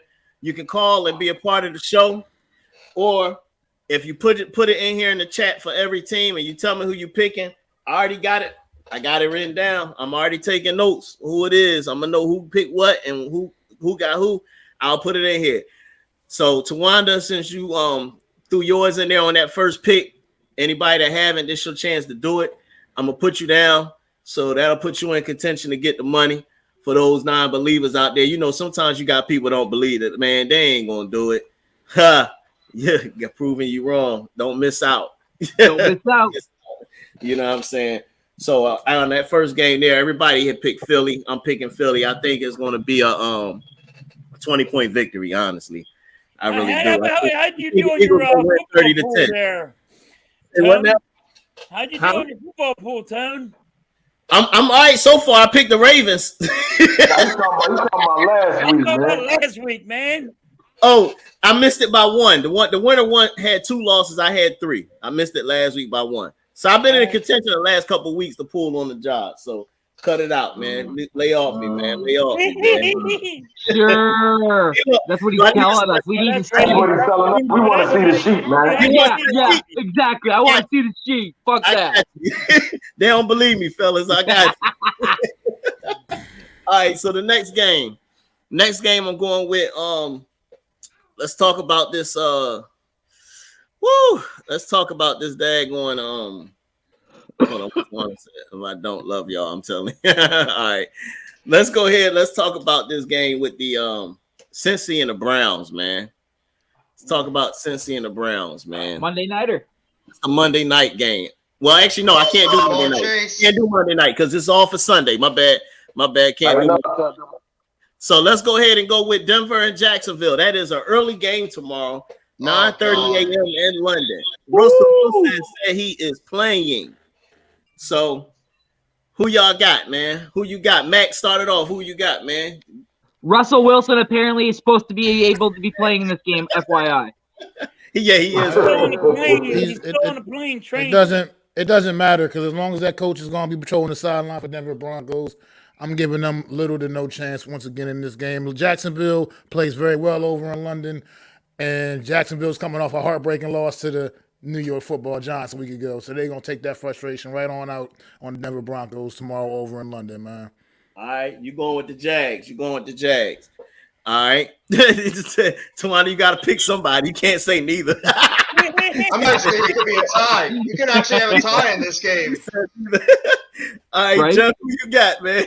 Who you got? I think it'd be hilarious if this game actually goes to a tie because I don't trust either one of these teams. Doug Peterson, he can't manage his timeouts at all, and he blew that game last week against the Giants. There's a lot of plays he did. But, yeah, I agree with Mac. As long as that guy, Mr. Hackett, is over there in Denver, that team is not winning anything. And the best thing that they can do is hope they actually lose so they can get him the hell out of being the head coach of that team. They can move on to somebody that actually knows how to coach NFL football. So I got Jacksonville in this game. I think they're going to win it 21-10. Okay. All right. You got the Jags. All right. What's up with you, man? Nick, what you got? Who you got? First of all, if I was on Russell Wilson's teammate and that's are doing high knees while I'm trying to sleep, I'm tripping his ass and hoping he makes his damn knee. That's what I'm doing. He would have been playing this week. Right? On the fucking plane? Like, are you serious? I flew from Jersey. In the Navy, I flew from Missouri to Japan, and I swear to God, that was the longest flight of my life. That's got to be the same amount of time like they was on. And I swear, I'd have punched a child if they was doing high knees and woke my ass up. So, with that being said, though, I can't pick Denver. I won't pick Denver. Can't do it until proven otherwise. I'm hammering home the Jags, baby. Give me the Jags. All right, you going with the Jags. Why the hell do they keep putting this team on prime time? Like, why? Why do they keep putting Denver on prime time? Do they want the fans to turn off the TV? At least it's early in the morning. Early in the morning, drink a Bloody Mary and whatnot. You know what I mean? So I need a couple of them for that game. I got the Jags because if the coach don't know how to run a 2-minute drill, and you go buy somebody for a couple $1 million to teach you how to run a 2-minute drill, that's a problem. You shouldn't be a coach. You don't deserve to be in the NFL. Shoot, I want to let you freaking run my little kids' little league. If you couldn't run that. So the coaches are horrible. And then the team just is shutting down because they're like, what the hell? This guy don't even know how to play football. That whole division is garbage coaches. Besides Andy Reid, that whole entire division's got garbage as head coaches. Yeah. That's why those teams are that bad. Yeah. Thomas, who you got, bro? Wagwan fam, you already know what it is on the things, man. Since you're gonna be out here in the London bit. Yo, super breeze out here in London, fam. Anyway, I'm not. Yo. All right. And let me talk to y'all real quick, bro. First You of were all, working on that one, haven't you? bro, Top Boy my shit. So like everybody, bro, I'll be out here. But nah, first of all, the flight over to London, right? Like you're not going directly from Denver. Usually you're gonna do Denver, stop on the East Coast, and then go. Yeah. So they was in the air for like 6.5 hours, my nigga. Why you working out? Like, yo, 6.5 hours. What was that long, yo? Like, Big time it. He was probably walking up and down the aisles being like, let's ride. Yeah, let's ride. It's like easy. Broncos, bro. let's ride. But nah, I mean, shouts out to the Jazz and everything. I mean, I like what they're doing. Etienne, I love his style, but I actually got Denver winning this game, believe it or not, man. I think they just had the better overall team. Russell Wilson somehow decides to play halfway decent, and I think they're actually gonna ride this during. It's gonna be a close game though. I got this game going 32-27, but I got it in Denver's favor. Okay, all right, Randy. Yeah, man. I'm not gonna jump ship with Tymus there. I think that that Broncos team is nothing but garbage over there, man. I mean, we all sat here before the season started and we're like, oh man, Russell Wilson going over there. The Denver's are instant playoff team. Like, look out. And look at them now. Like, Nathaniel, you can't hack it are fucking garbage, bro. So yeah, I'm going with the Jags. I think Christian Kirk and Etienne are going to have themselves a really good game. I think Doug Peterson doesn't shoot himself in the foot again like he did against the Giants with his timeout play, hopefully. My fault. I was in Toronto last weekend, bro. I should have seen you, man. My fault. And appreciate it. And yeah, man, I have the Jags winning by 10. All right, Diggs. I guess you're going with the Jags too, huh? What's up? No, actually, I'm not, man. I'm going with the Broncos. I'm not convinced that Jacksonville is who they think they are. You know what I'm saying? They're still a young team. And it showed last week against the Giants. So I think Russ, even though he was doing that ridiculous working out and them high knees on the middle of the plane, I would have slapped his kufi off too. But, you know what I mean? I think they're going to pull it out. It's going to be close. It's probably going to be like 24 to like 20 or 24-21. But I think the Broncos are going to pull it out. All right. Okay. Got you. Tawana, she picking Denver. I actually picked Denver on my football pool, believe it or not. I actually did. And I'm going to stick with Denver. Because I said once I heard Russell was going to play, I was like, all right, I don't really know if I trust Jags, man. I know they play hard and they make some games close. You know what I'm saying? They end almost every game, but Etienne he did play well. Played well last week, but I don't know at the end zone though. He definitely got to hold that rock. But I don't know if I trust him. Not just yet. So I said I was gonna go with Denver, man. Just if Russell Wilson feel like he got to be healthy, he up there doing high knees on the damn plane. So he got no excuses this week. I need to see him perform. So I'm picking Denver on it, man. I'm picking Denver. The next one, I think it might be tougher than some think, man. Atlanta and Carolina. They in Atlanta. Atlanta definitely they be playing. And like we said, right now, for the end of the day, Atlanta is actually in the playoffs. If it ended today. But it don't. So we're going to see what happens. Diggs, who you got? Atlanta or Carolina? Only reason why I'm picking Atlanta because the game is in Atlanta. You can flip a coin. Both of these teams, you know, that division is a little choppy to me. So I'm going to go with Atlanta. I don't think Atlanta going to make as many mistakes as Carolina. Carolina on a high right now, but Atlanta team is tough. They play tough. So I think Atlanta going to win this one. All right, Randy.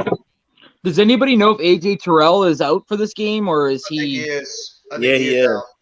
Terrell's out. Yeah. Well, I'm still going to pick Atlanta just because PJ Walker's in at QB over there. Just, you know, I have a little bit more faith in Marcus Mariota than I do say PJ Walker. You know, with Drake London over there and Kyle Pitts, even though they're not really using that man as much as they need to. They got the running back there, Tyler Algier. He's playing pretty damn good too. So I got Atlanta. I feel like this is going to be a real scrappy divisional game. It's going to be one of those probably fucking field goal games or something. So, but I got Atlanta. I got Atlanta taking this one. All right. What's up, Bang Bang Bird Gang? What up, C in the Big Three? All right. What's up? Okay, Thomas, who you got, man? Atlanta or you got Carolina, man? Bro, I ain't gonna lie, man. This is like one of them games going into tie. This is like, I could see it. like this is like both of y'all asked. We got the MVP of the XFL and PJ Walker. Shouts out to him. I guess. Yeah. Sure, right? Okay. Yeah. Yeah. And then we got him and Heine. Yeah, and then we got like Marcus Mariota and Cordell Patterson. Sure. He's out still. He's still out. So yeah, you got Mariota and like Kyle Pitts, Drake London, Tyler Algier. Yeah, but like Drake London, he's actually doing a decent job. I'll give him that. Him and Olave have actually been some really decent picks. But Kyle Pitts has been like, I'm not gonna say a bust, but definitely hasn't been up to the hype. And it's just like, this like I'd have choose Atlanta because are they playing there this weekend? In college game day there. I guess it's gonna help them. I don't know. It's like, this is one of those games like they could have put this on Saturday, bro. Like, don't waste on this, bro. Like, I guess on Tuesday. Yeah, exactly. This could be a Tuesday 4 p.m. game, and okay, that'll be good. But yeah, I'm gonna go with Atlanta just because. Okay, all right. Halftime. Who you rolling with, man?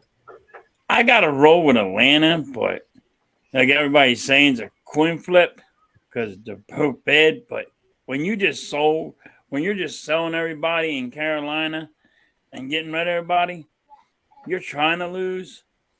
So I'm going to just go with Atlanta. Okay. All right. I got you down for Atlanta.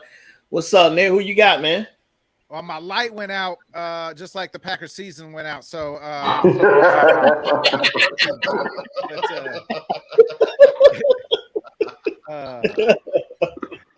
with that being said, man, hey, there's something about Atlanta. Like, they're getting behind Arthur Smith. You see them out there drinking beers together and shit. I get behind that. Them boys want to play for him. They're going to run the ball. They want to run the ball 30 times a game. Mariota, leave it to Mariota, only pass it 10 times a game.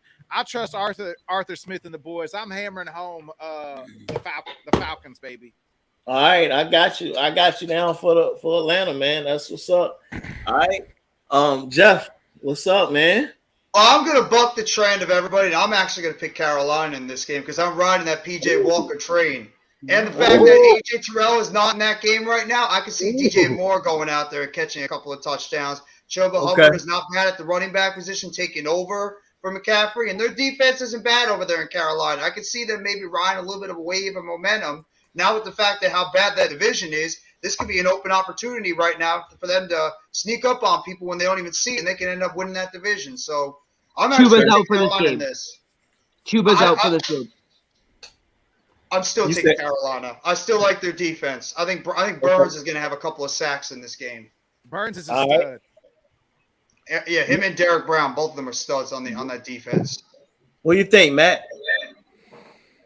Since I have to, I mean, I'm gonna go with the Atlanta Falcons as well, only because this team has just shown that more resiliency, so to speak, this season than the Carolina Panthers. This team has been in just about every game they played this year, and I just think Carolina's just not good enough for Atlanta's best punch. Especially what they do late in these football games.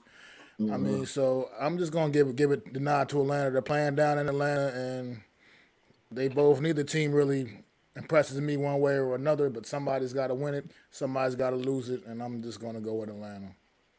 Okay. It just kind of broke across my screen, but Deebo Samuel's not playing Sunday.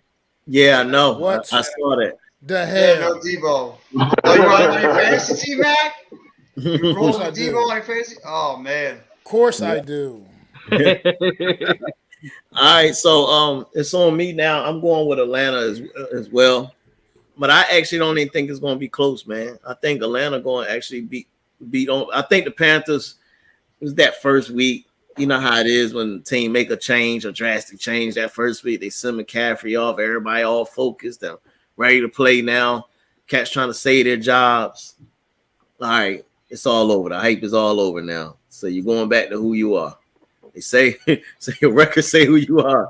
I think Atlanta going to go ahead and beat them by at least 2 touchdowns. That's what I think. I think Atlanta wins by at least 2 touchdowns, and they at home. So I'm going Falcons all day. So our next pick on this game, when you pick your team, also let me know, do you think they need to make a change at running back? So we got the Cowgirls and the Bears. So should Zeke give up his starting position to Pollard? Would that make them better? Diggs, take it away. Man, look, they don't know what they're gonna do down there, but Zeke ain't playing, so Pollard gonna snatch that starting role this week anyway. I see Dallas beating Chicago. Even though Chicago run the ball more than they throw, and Dallas defense is basically a pass rush defense, I still think Dallas gonna pull the win out. But yeah, Zeke done. He got his money. He don't want to play no more. So I think Pollard gonna have a big game, and he gonna take the lead role after this game. All right. What about you, Randy? Yeah, man, if you're just going to look just solely based off of stats, it says here that Zeke's got 109 attempts for 443 yards, which is a 4.1 yard average with 4 touchdowns, which is a 63.3 yards per game. But then you look over at Pollard, 67 attempts, 375 yards. That's a 5.6. He only has 2 touchdowns, but his average is 53.6. So they're not using him as much, but when they do use him, he is busting off those big plays. So I will say that at this point, Pollard is probably the younger, more quicker player than Elliott based on Elliott in his career. So I would probably go Pollard over Elliott, but because Pollard likes to go not only north-south, but east-west as well, where Elliott is more just straight up the gut kind of thing. So, but I mean, I'm trying to give this fucking Dallas Cowboys teams props because I hate their guts. So, I mean, run Turpin out as fucking the running back. I don't care. Use Cooper Rush if you want. That's all I care about. All right, Nick, who you got, man? Dallas or the Bears? I got the Cowboys. I mean, the Bears are improving, but they're not that improved yet. And really, you asked about who should switch running back. Let's flip that to the Bears because Khalil Herbert should be starting over Monty. Thank you. Yeah, that's a fact. That's what really needs to happen. That's the real running back robbery. As far as the Cowboys running back situation, just keep it doing what you're doing because Zeke is pounding it inside, and then you give it to Tony Pollard on them outside runs to where he can burst through, and you're saving his legs. That's why he's got them like the speed and the length. Give Zeke up the middle because he's the bigger back. Let Tony, do a 1-2 punch. Like they let them both split. Like it can work that way. So, but I got the Cowboys and give Khalil Herbert the Rock Bears. That should be their starting running back. All right, Philly. I'm going with the Cowboys. Bears are just horrible. I'm surprised that they got the wins that they got. They need a quarterback. They need some help. Mm-hmm. So yeah, it's not. I don't think it's going to be any contest. Okay. All right. Okay, Thomas. I'm gonna go with the upset of the week being this one, bro. I got the Bears in this joint. I think Justin Fields is learning how to win. What you sipping on? Because I need some of that. Hey, man, I ain't gonna like this straight Henny Blanco and Coke, man. Yeah. If you want it, you can get it. But yeah, man. I definitely see Fields getting around 75 on the ground in this joint and still throwing sub 200, like a buck 75 through the air. Low scoring game, 21-15. Got the Bears in this one, man. All right. I'm hoping he's right. Yeah, I hope he's right too. I love that. Who you got, Jeff? No, I got the Cowboys, unfortunately, in this one. I think Michael Parsons is going to be running wild on that Chicago Bears offensive line. Justin Fields is going to be running for his life. And you got DeMarcus Lawrence over on the other side. I think both of them, each one of them is going to have at least a sack or two against them. Because that Bears offensive line is terrible. And they have nothing on the outside besides Darnell Mooney, who probably at best is like a number 2. They don't have a straight up number 1 receiver. I agree completely that they should be playing Khalil Herbert a lot more as the number 1 running back, and Monty should be that secondary guy. But at the same time, I just think the Cowboys got too much on that defense, and I think that Dak is going to do enough to help that offense to win. So I got Dallas 24, Chicago 14. Okay. All right. Matt, who you got, man? I think Dallas wins this, and it's going to be much closer than people think. I think Chicago is an improving team. They finally kind of gaining a little bit of an identity. You know what I mean? Offensively, a little bit more. Justin Fields is starting to, he's starting to be an improved quarterback, man. Like he started off the season really rough, especially with his air yard passing the ball. Yeah, but he's starting to really show some signs of improvement. They need a couple more a little bit more receiver help. Definitely need some O-line help. But they run the ball really, really well between him, Khalil Herbert, and you got, like you said, David Montgomery. And I totally do agree also that Khalil Herbert should be the lead back there. He's just way more explosive, seems to make way better playmaker. David Montgomery, he's good for grinding out those tough yards, but I believe Khalil Herbert is definitely a legit home run hitter and should definitely be the lead back there. But I still think Dallas wins this, but it's going to be a lot closer than people think. Yeah, I agree with you, Mac. I think Herbert, he's so twitchy and quick, where Montgomery's more of that brute force where he can kind of like let dudes jump on him and he just carries them for like 3 or 4 yards. Where Herbert's that guy, it's like a flash in a pan, man. He sees that hole, fucking gone. Same thing with Tony Pollard. I think he fits that Dallas offense a whole lot better. He's that same type of running back, twitch and gone. He could explode out there for about a 50, 60, 70-yard touchdown. I think that both teams should really think about switching up who's going to be their lead backs going forward. But, yeah, I mean, I think it's going to be a very, very heavy running game in this one. I believe both teams are going to be running the rock a whole lot. Yeah, definitely. Man, I've been itching all week. On my pool, I picked Cowboys, but I said I hope it don't come back to bite me because some keep telling me, man, they gonna lose this game, bro. But I just can't get past the fact that Parsons is on the other side, and who the hell Chicago gonna block him with to keep him off Justin Fields' neck? You know what I'm saying? So that's they don't know it that much. You know, Tawanda, she picked the Bears. I got you down. But I'm going to go Dallas, man. But it wouldn't surprise me because, like I said, man, I've been itching to put the Bears for some reason. I just feel like it's going to be an upset this week, and that definitely will be the biggest upset of the week right there. But I'm going Dallas on that one. As I keep moving, I'm moving along. The next one you got Miami and Detroit. Detroit. Mac, who you got, man?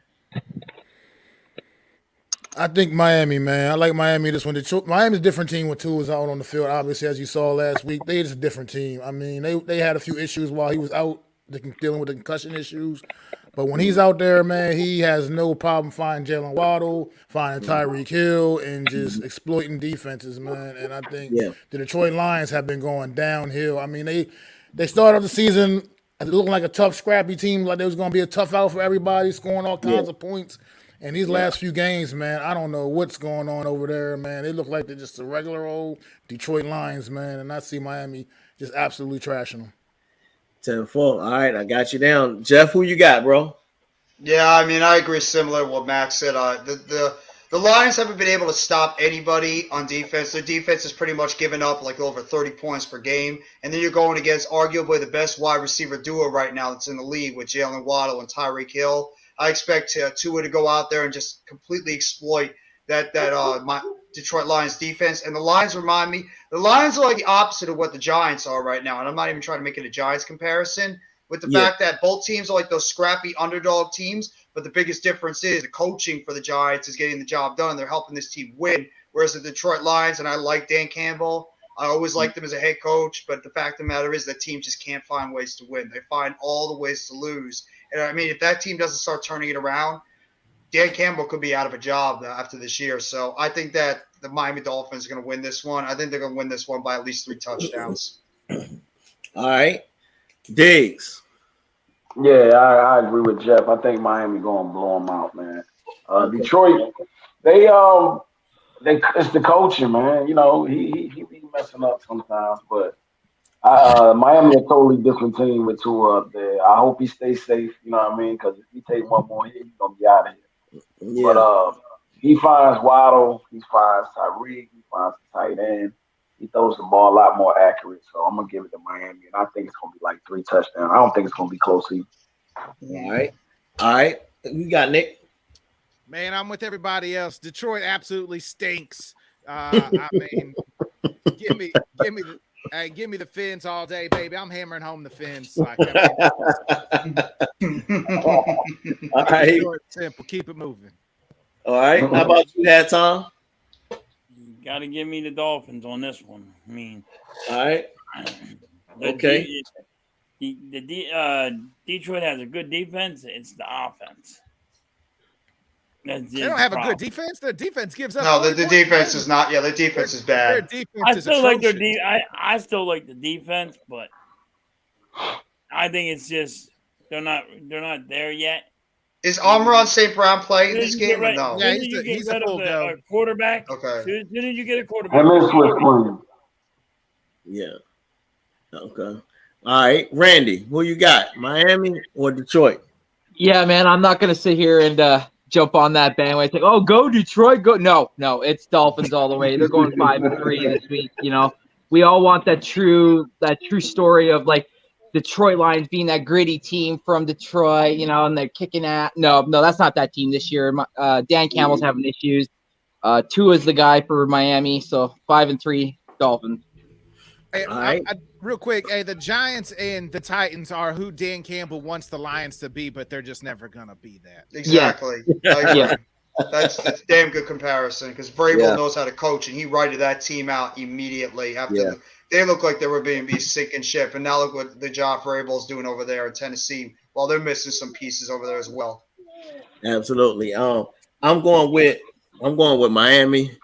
Y'all have already spoken and said all it need to be said. Tua knows how to find these guys. I think they'll win. I tell you what though, Tawanda, you might if you pick the Bears and then you turn around and pick Detroit. Either we need to put you on the show. Well, we need to find out who her weed man is. So if she could, Are we sure it's weed? We went Bears to Detroit right in the back. So I said, "Ooh, if she mess around and win this daggone money, boy." Yeah, right. All right, so we're gonna keep it rolling, man. Next one, Minnesota, Arizona. Just before y'all make y'all pick, just know last year it was 34-33. Minnesota won. All right. Why we talking about last year, man? I'm just saying.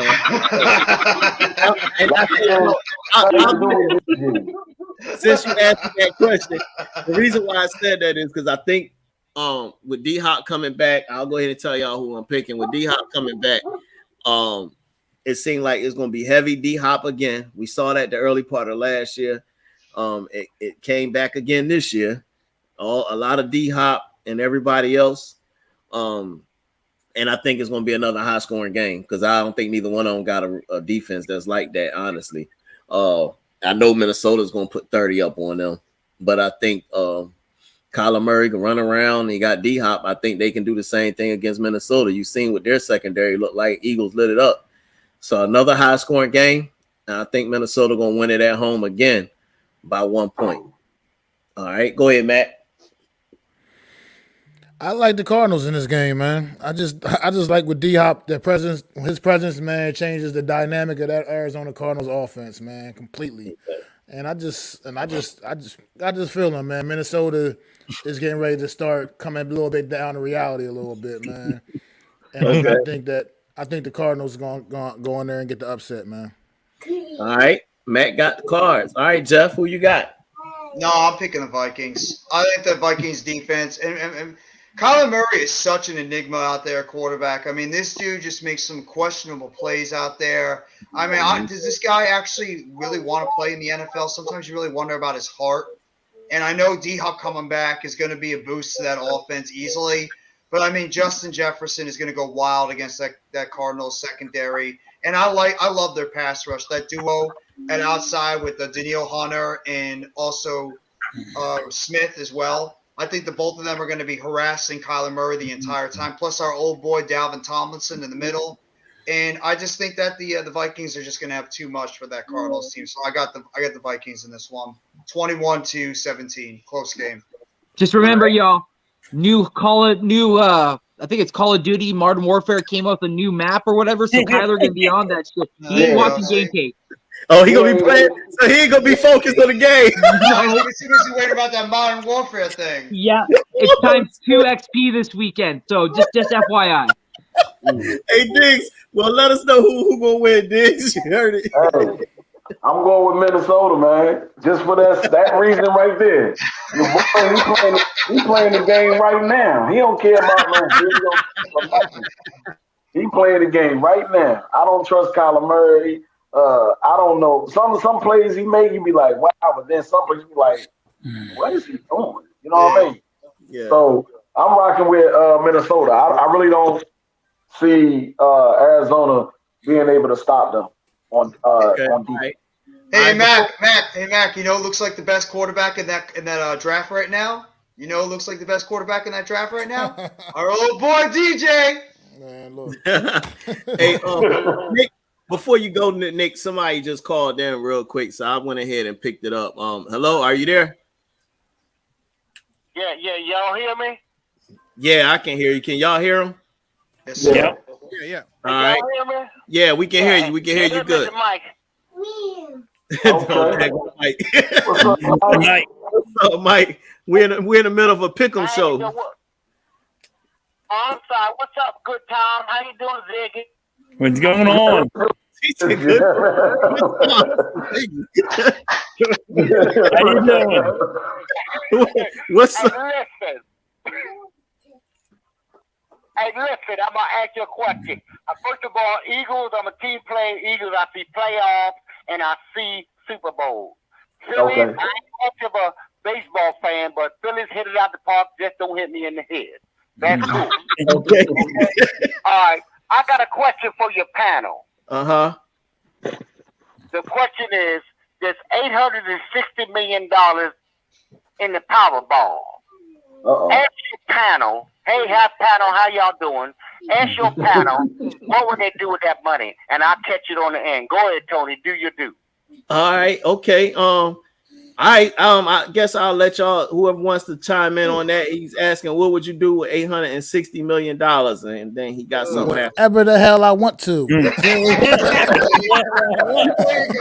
I know I won't be working no more. I tell you what, I'll be getting me a whole bunch of honeys and weed and a little bit of something to drink with, and I'd be just going all day with that shit. I tell you that for sure. And then maybe even put a little stock into the Eagles just for fun. I know what they do in Toronto, did. Hey, I'm gonna come up there and party with you too. He said, "How you doing, Canada?" All right. Okay, so yeah, you heard it, man. Some say they gonna quit work, some whatever they do, and the other one say he's gonna party with a whole lot of weed and honey. You know. And I tell you what I'm gonna do. You know, I believe in family. I go and hook the family up. But certain people in the family I don't get along with, I just send them $500.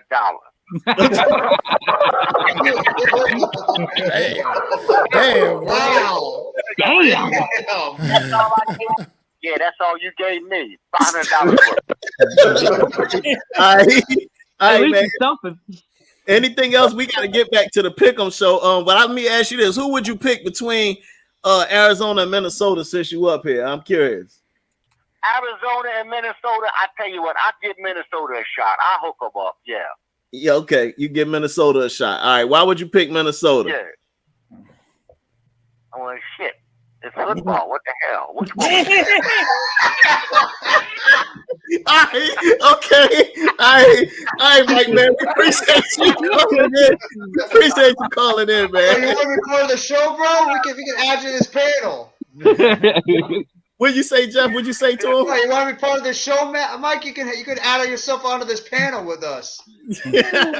Mike, we're gonna get you on the panel one day. You call every week, man. How about that? All right. Okay. All right. Hey, man, appreciate you, man. You take care, all right, bro.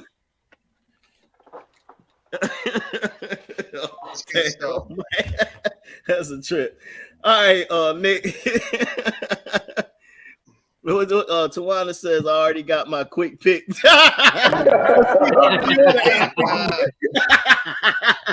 All right, Nick, go ahead, man. Who you got, man? Minnesota, the Cards, bro. Man, I mean, we just said it. Hey, D-Hop back, baby. D-Hop back, baby. So I'm riding with Zona. They're just a different team when he's in there. I've never seen a team like that. Like, they're so cold when he's not, and then they just, for whatever reason, when he's in there, they're just a complete different team. I'm taking Arizona. I don't feel great about it, but I'm gonna ride with my boy D-Hop. And Kyler, put the video game down, please. We need you to move. All right. We got a Steeler fan. What's up, Purple Pockets? I ain't mean to get past you, man. What's going on? Oh, he's a Vikings fan. Yeah, he's a Vikings fan. Oh, Yeah, but he rooting for the Steelers. He's a big Oh, Viking now guy. I know why you rooting for the Steelers. Yeah. He going with Minnesota. It's Thomas Skull. All right. Okay, I got you down, Nick. Halftime, who you got, man? I got Arizona, and You got Arizona? If they had D-Hop playing against the Eagles, they might have beat the Eagles that game. Knock it off, halftime. Knock it off. Stop that cursing, man. I got Arizona on this one, and they're going to shut down the Vikings. Okay. All right, Randy, who you got, man? Yeah, man, really hard to pick against Kirk Cousins or Game Boy Kyler Murray. So it's like at this point, it's like a flip of a coin, right? So, my heart's telling me go with Arizona, but my brain's saying pick the fucking Vikings. So I'm going with the Vikings. All right, you go with the Vikings. All right, I got you down for the Vikings, man. All right, so we're gonna definitely see. Hey, Nick, you picked the Vikings, right? I'm making sure I was right on that. No, I took D-Hop. He took Arizona. Okay, you took Arizona. Me and Diggs picked the Vikings. Yeah, that's what I thought. All right, He over there messing up the picks, man. Yeah, he messed up the picks. Only one I did. He was the only one I ain't remember, man. Cut it out. He's gonna come on his next show, be like, "Hey, I won the picks, everybody." Yeah, right. I know. Why we're doing this? So you can Nick already knows. Nick already knows Tone's fucking work. He already knows. I know. I seen Tawanda over there pick the daggone Bears. I saw her pick Arizona, and I saw Detroit. Don't forget Detroit. And Detroit. I saw that. I know that much. She liked them dogs. Yo, definitely. All right, so we're gonna go along, move on, man. We almost done. I ain't got much to say on this one, but Vegas or the Saints. That's all. Go ahead, Randy. Set it off, man. Vegas or the Saints. I said last week, man, I said if the Vegas doesn't win, I'm never picking them again. They won, so I had to stick with I had to stick with the Raiders, so I'm picking the Raiders just because they won last week. And I had it out there on video, so. Okay. All right. Okay. You taking them? All right, got you. And they're going with Dalton over Winston, and Winston's healthy, so. All right. Who you got? Fall from grace for Jameis Winston. I got God damn, the fucking Raiders suck so bad. I got Don't be shy about how you feel halftime. Yeah. Listen, I need the Saints to lose so I can get a higher draft pick over here. Facts over here, man. But I'm telling you, the Raiders, I had the Raiders going into the playoffs, and they can't freaking win a game no matter what. The coach don't want to run the goddamn football. But let's see what happens. All right. I got you. So I guess you're going with the Raiders then. Yep. All right, 10-4. He said, "Don't." What she say? Don't feel cheesy because she switched it up. I won't. Hey, if you win, you win. Definitely, you gonna get the bread. That's what's up. What you got, my man, Nick? Hey, man, I feel like one of these teams has kind of figured out their identity. The Raiders, hey, give the ball to Josh Jacobs. He has been beast mode this season, man. Give him the rock. Give me the Raiders. The Saints, they look bad. I mean, everybody's still hurt for the Saints, and they just look even. Yeah. They still look bad. All right, I got you down for the Raiders, man. For sure. Diggs, who you got, man? I'm going with the Raiders because I think the Raiders going to get to. He's definitely going to get a ball to Jacob. So I got the Raiders. The Saints, they just I don't know. I don't know what they look like. They got 3 quarterbacks. They got a running back they don't want to get a ball to. They got a couple good wide receivers. You got your main 2 wide receivers that have been hurt all damn year. So I don't know what the Saints got going on down there, man. But I ain't picking the Saints. I ain't gonna pick the Saints probably no more this year, man.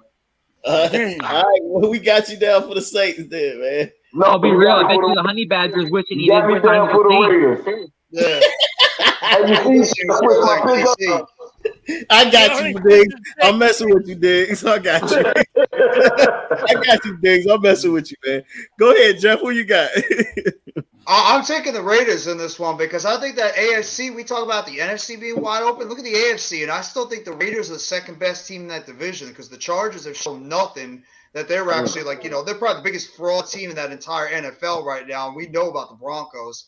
I think the Raiders might finally start riding that ship, and they haven't really they've lost mostly because they just didn't know how to finish out these games. I still think they're talented. I agree like hell. They should be running that football. And at the same time, Josh Jacobs should get that bag after the season from the Raiders. I don't know if they're going to be able to pay him, though. But that dude deserves a contract.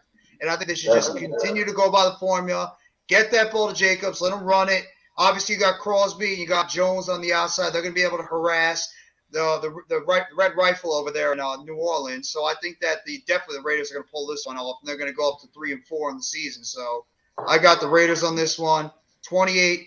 I think it's going to be closer than we think, but the Raiders can pull it off. All right, 10-4. Matt, who you got, man? Well, as disappointing as a start to the Raiders season as it was, man, look, they have finally figured out that Josh Jacobs is a legitimate stud running back, and they keep feeding that man that rock, and he's been having big game after big game after big game these last few games. So I think the Raiders win because the Saints don't even know who the hell they want their quarterback to be. So they're just a mess down there in New Orleans, man. That's a whole hot mess down there. And like somebody else just said, they can't stay healthy. Their injuries are just too much for them to overcome right now. All right, cool. I got you down for the Raiders. So this is what we're gonna do for the rest of them so we can get through it. The only ones we're going to give a breakdown on is the NFC East squads. The rest of them ain't getting no more love. We gave everybody love today. Heard that. The rest of them ain't just tell me who y'all picking, man. So the next game up, New England and the Jets. Mac, who you got, man? New England or the Jets? The Jets. All right. Matt got the Jets. Who you got, Jeff? Revenge game. Jets are going to smash them. All right, Diggs. Where's it at? Is it in New England or is it in New Jersey?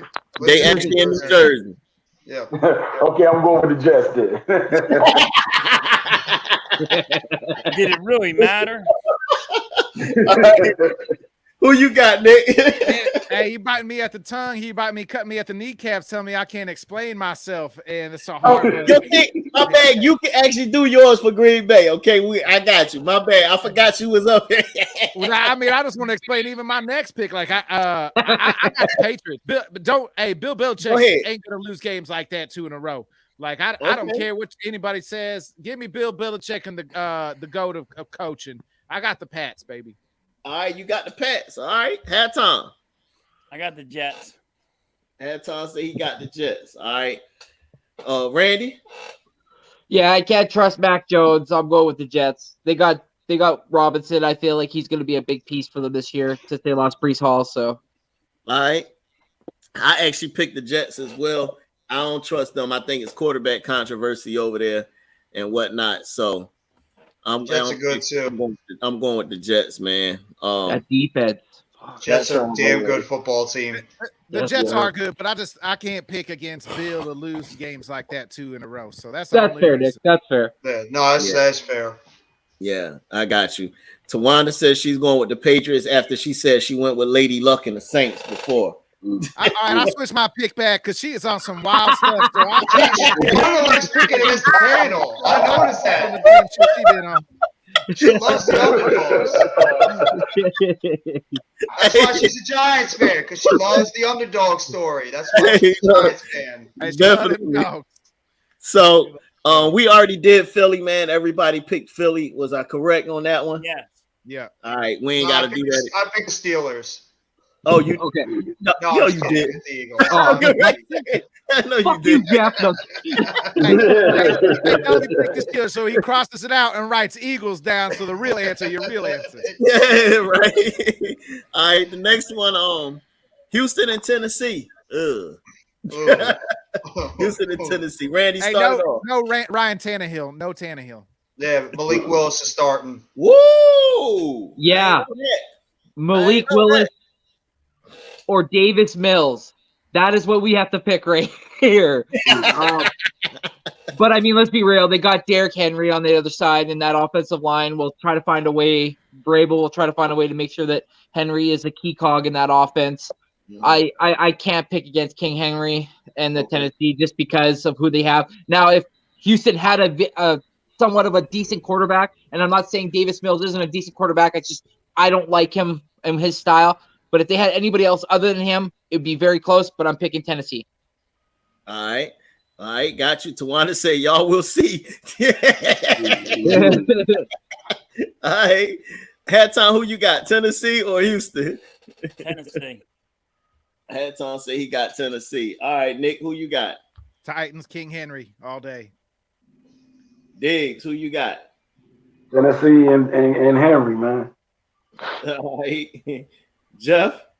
Ryan Tannehill just lost his damn job to Malik Willis. So Malik Willis' team, King Henry all day, tighten up. All right.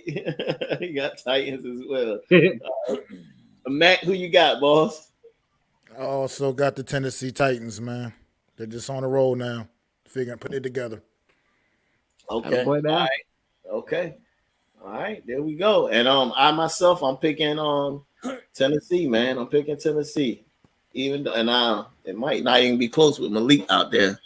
Tawanda is going with Houston. What the hell? It'd be funny as hell if like all the picks she's saying actually turn out to be true. And like watch Damian Pierce have like 189 yards and 3 touchdowns or something. Fucking thing. Hey, somebody needs to write down her picks and go put it in a parlay real quick and see what for real. Yes. For real, you might win some money for real. All right, so now the next one is up. It is a division game, man. You got Washington playing Indianapolis. Washington and Indianapolis, man. And actually, Indy is playing their new quarterback. So, Matt, set it off, man. I actually like Washington in this one, man. I just don't believe in the Indianapolis Colts, man. I think they absolutely are one of the biggest disappointments of this season. Thought they were going to really challenge Tennessee Titans for that AFC South title down there, and they're just not. I mean, they're just bad. A bad football team. Jonathan Taylor, they can't get him going. The receivers ain't making plays. Like you said, they got a new quarterback this week. I don't know much about him. I don't know a whole lot about him. I seen him in Texas. I remember watching. I've heard some things. Heard he can run around a little bit and stuff like that. So he may get added a little different dynamic to that offense, but.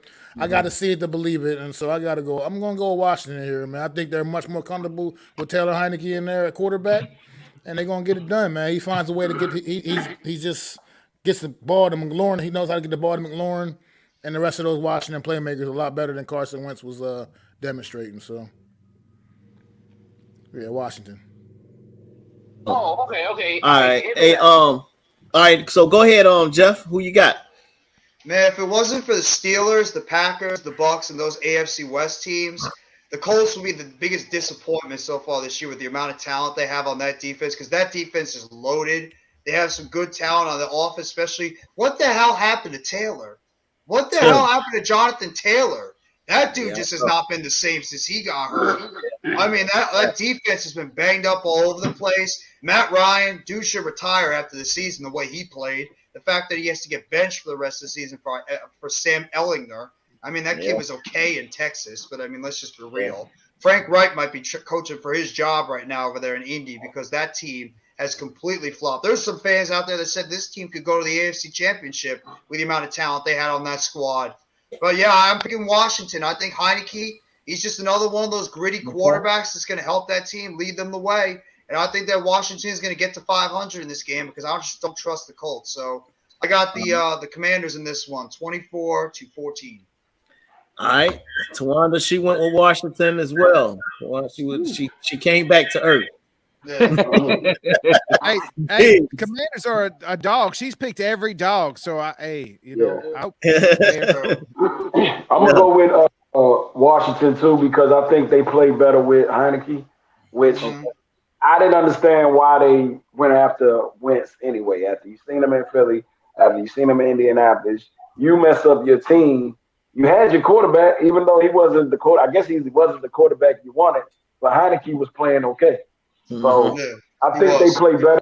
They play better with Heineke. So I'm gonna go with Washington. All right. What about you, Randy?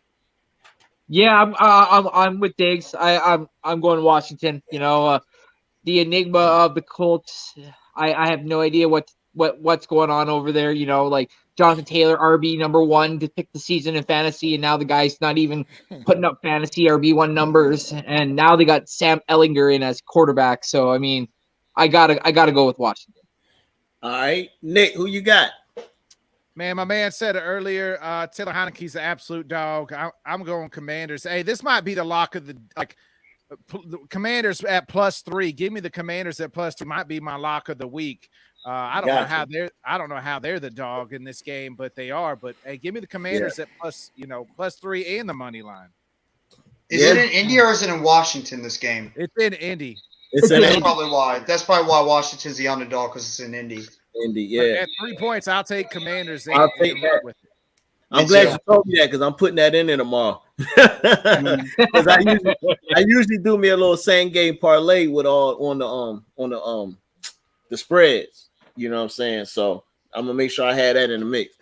Tom, what it is? I'm going to go with the Commanders. Hey guys, I got to bounce. I'll catch you guys later. All right. Halftime. Okay, halftime. All right. So now we get down to we got 3 more squads. The next one is 49ers and the Rams. 49ers and the Rams. Nick, I'm gonna let you start it off. No Debo, but still, Kyle Shanahan owns McVay. They're like 7-0 in the last 7 regular season games. He just owns them. McCaffrey's gonna get going. Give me the 49ers, man. They just for some reason own McVay in the regular season. So I'm hammering the 49ers on this one, baby. All right. Okay, Diggs. This is going to surprise y'all because I'm picking the Rams. Even though the Rams don't have no offensive line to say they like, but I feel like it's that division, man. It's that division game. You know, they like he said, San Fran feel like they own the Rams. So I think I'm gonna and with no Debo, that's gonna be the biggest thing. Because Debo causes the Rams a hell of a lot of problems than without Debo. Yeah. So I'm gonna go with the Rams. All right. What about you, Randy? Yeah, I mean Nick and Diggs made both good points here, but I mean 7-0, that's a hard number to turn against. And the fact that, you know, like they went and got Christian McCaffrey, I understand Debo's not in the game, but McCaffrey can do the same things that Debo does. So that just brings that element back into play. So I got to go San Fran on this one. All right. Okay. All right. There you go, Jeff. It's all yours. Man, this is a tough one because both these teams have just been an absolute enigma this year. I mean, you could say the Rams are pretty much having that Super Bowl hangover right now. I mean, they just don't look right. They can't, like you guys said, they can't protect anybody. Their offensive line is abysmal. I mean, their running game is getting pretty much nothing right now. They're getting absolutely nothing from any other wide receiver besides Cooper Kupp. Matt Stafford's been turning the ball over. Even their defense isn't what they were. They obviously miss Von Miller, and the offense obviously misses OBJ. So you have to wonder if OBJ might making his way back over there to the Rams later on this year. But I'm actually going to take the Rams on this one. I think it's going to be a close game, but I think eventually the Rams are going to get over that hump and they're going to stop the record that's going on with the fact they just can't beat the 49ers. I think this is going to be the week they're going to get it done. I actually think Mr. Allen Robinson is going to finally decide to show up and play, and he's going to have a pretty decent game out there, and he's going to score a touchdown. So I have the Rams winning this one by a field goal. Okay, I got you with the Rams. All right, Matt, who you got, bro? I got the Rams also. I think this is the week where the Rams turn their season completely around and get back to the winning ways, man. And I think that the Rams are gonna find a way to get the job done against the Deebo Samuel-less 49ers this week. Okay. All right. Okay. Tawanda, you went with the 49ers. Man, it sucks because my pool, we had to turn our sheets in, and I had picked the 49ers, but I honestly think I would change that if I had known Deebo was not going to play. The Rams have lost, was that 7 in a row during the regular season to them? I believe, yeah. Yeah. And, law of average always come into play, man. And this was like their time to finally get one back. I do think they're going to get it back, but because I picked them in the pool, I'm going to stick with it. So I'm going 49ers as well on my end. So the next one, we got Giants in Seattle. This is going to be a big one, man. I'm going to let the Giant fans start it off, man. Matt, go ahead. Well, okay, this is actually the Week 8 premier matchup of the week. It's the only game with two teams with winning records facing off against each other. That's a fact. So that's crazy. And you know, I'm 1,000% riding with the New York Football Giants here. not even on no homer stuff. Just like it's because the New York Giants just keep finding ways to win games. They're not pretty, but they keep figuring it out. And if you get them in the fourth quarter and it's a close game, you can't bet against the New York Giants. Not this season, man. I don't care where they're playing at. The 6-1 New York Giants for the second straight week are underdogs to a team that I feel like they shouldn't be underdogs to. So once again, use the bulletin board material, whatever it takes. And this New York Giant team has been resilient all season, and I've had all the confidence in the world. This is also going to be the week where we get somewhat of an offensive explosion from the Giants, get to that 30-point mark, you know, where we haven't been all season yet. And I think we're gonna cool down that red hot Seattle offense, man. I really believe that. By the way, no New York Giant defense has not given up more than 24 points this entire season to anyone. So, you know, I think the Giants get the job done out in Pacific Northwest, man. Straight up. Okay. All right. I got you. All right. How about you, Jeff? Oh, yeah. We're going to win this game. You know why? Because the coach pretty much gives us every reason and gives us all the confidence in the world that we're going to win this game. Wake Martindale, with the type of defensive schemes and designs he throws out there against these opposing quarterbacks. And remember, while Geno Smith is having a great year, he's still Geno Smith.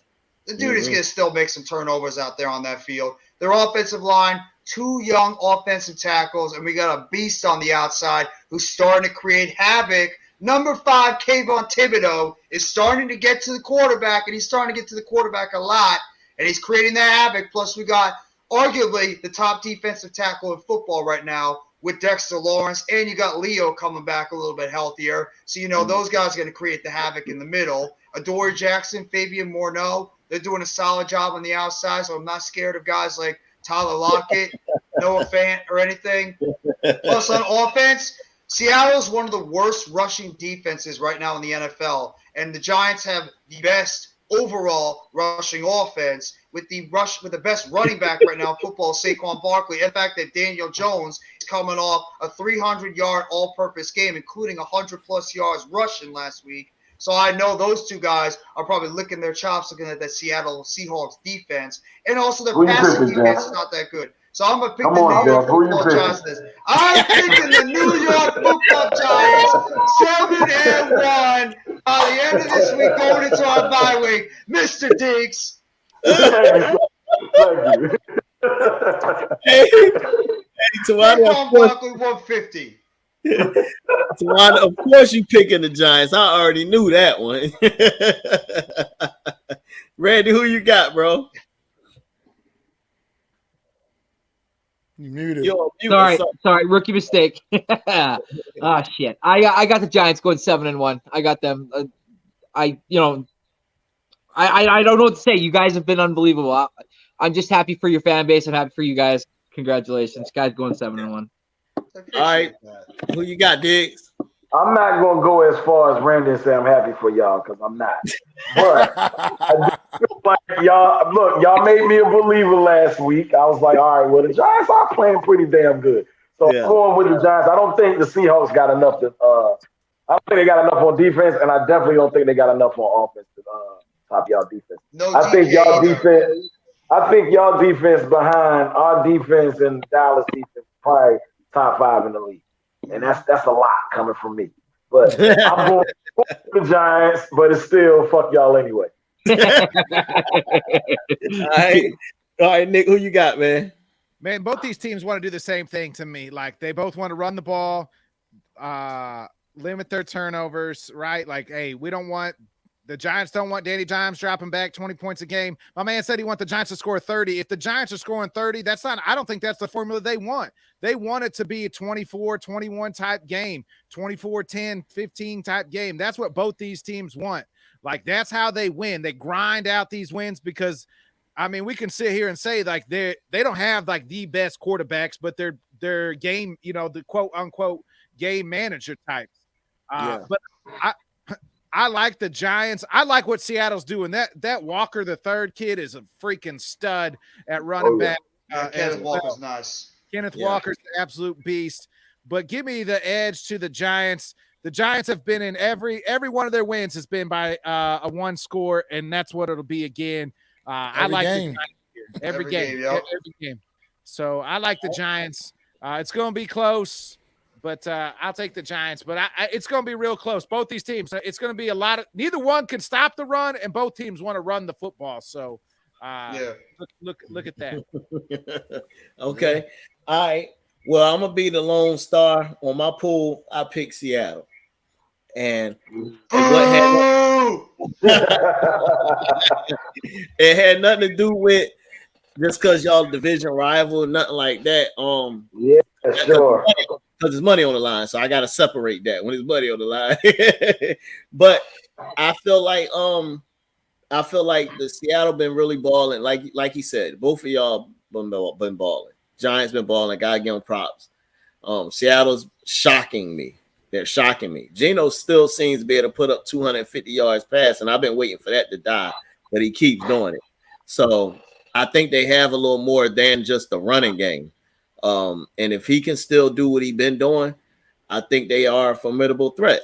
And my other reason is that dude Walker, man. That dude been running that rock, yo. He's been running that rock. This is definitely to me, I feel like y'all biggest test right now. Forget Green Bay and everybody else y'all played. Ravens, they up there because of Lamar.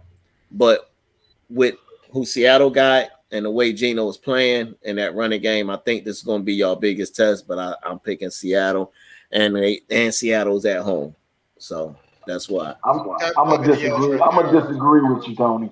Seattle is not their biggest test. All right, that's what we here for, man. That's all right. And you talking about they got Walker and how we gonna stop him? How the hell are they gonna stop Saquon?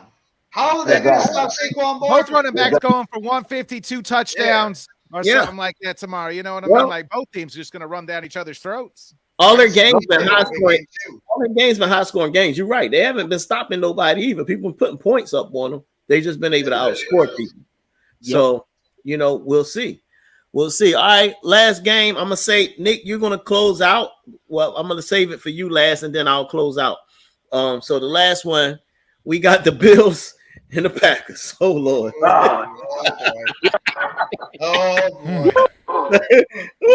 So Matt, go ahead, bro. hey, the Bills. The Buffalo Bills. He's about to walk away. He's like, do I really got to pick this game? Max said he going to Bills. That's all he got to say. That's it. Nothing else needs to be said.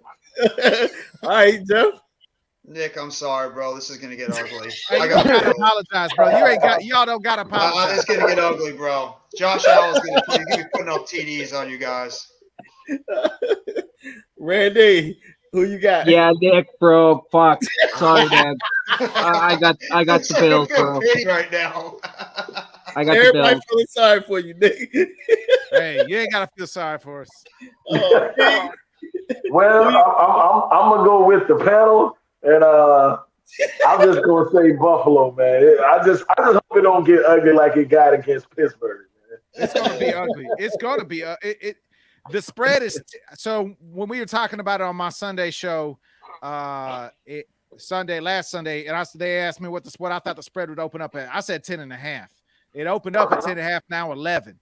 I was asked yesterday, how many points would it be for me to pick Green Bay to win this game? I said 14.5. That's how not confident I am in this team. This is in the last 15 years, almost 20 years. This is the worst Green Bay team I've seen. We have not had. I mean, that's how bad it is. And I'm also like, hey, I'm all in on the Bills. Like, they're an absolute freaking wagon. Like, we're not gonna have any answers. Like, we can't score. Like, there's not one thing I walk away when I watch Green Bay and say, you know what? Shit. At least the defense played well. Or, you know what? Shit. At least we got a special teams this year. You know what? Shit. At least we got this. We ain't got jack shit. We're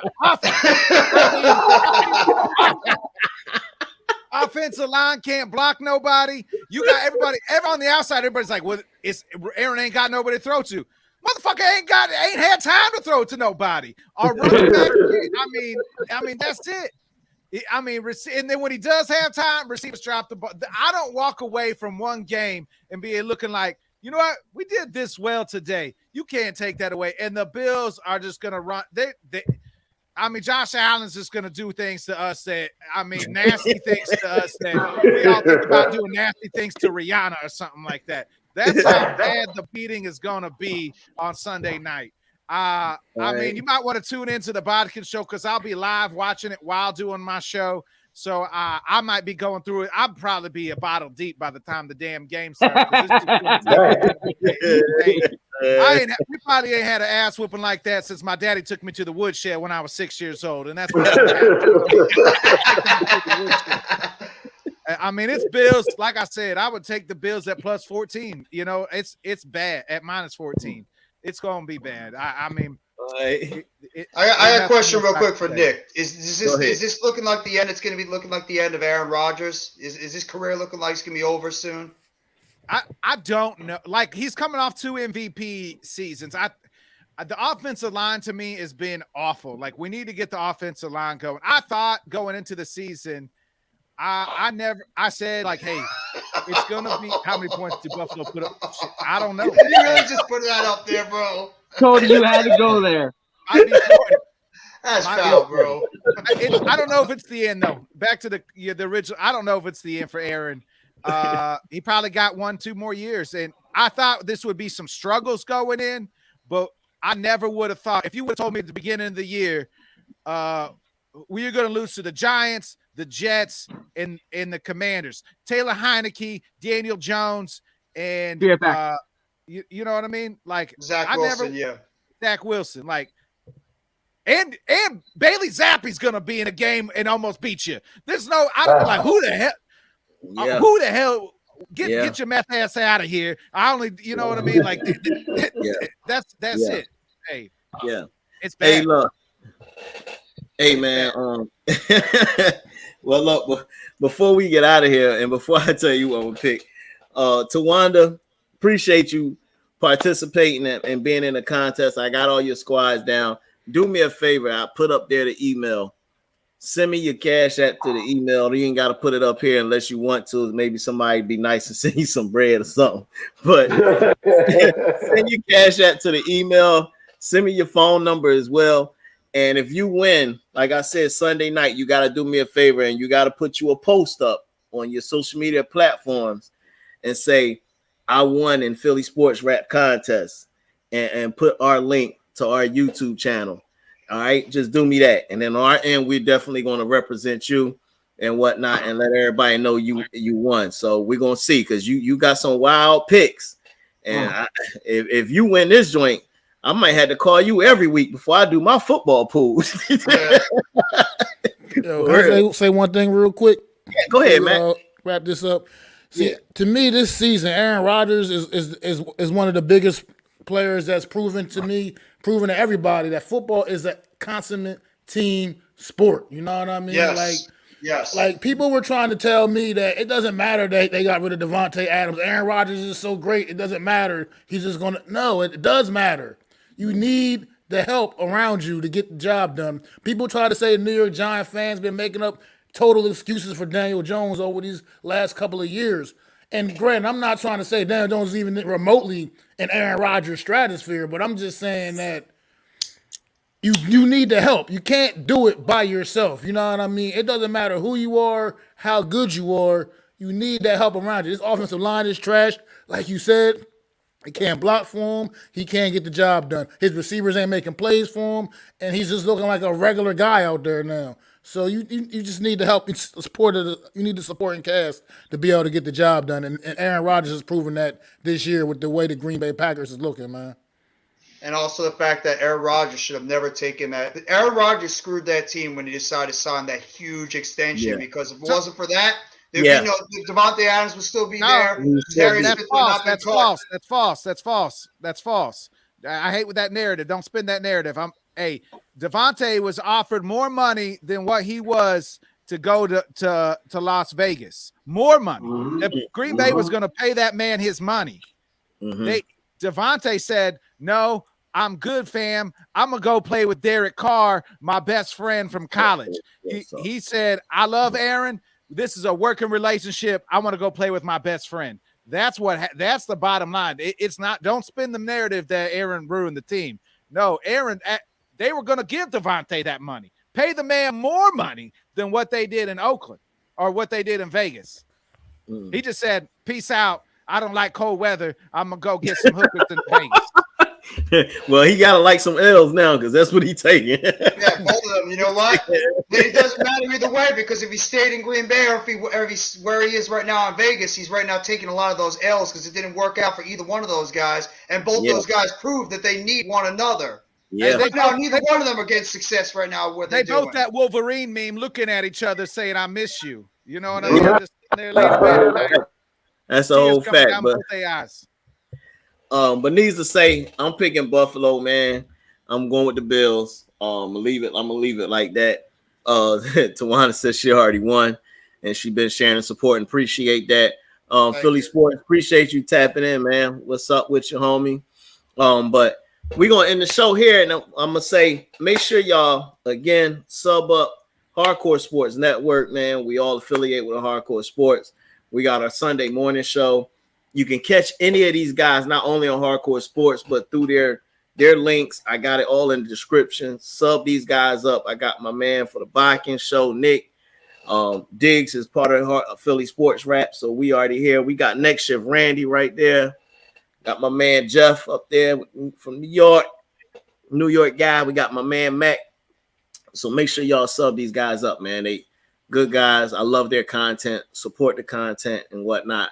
Appreciate, man. I really, really appreciate y'all tapping in, man. It went way longer than I anticipated. I was trying way longer.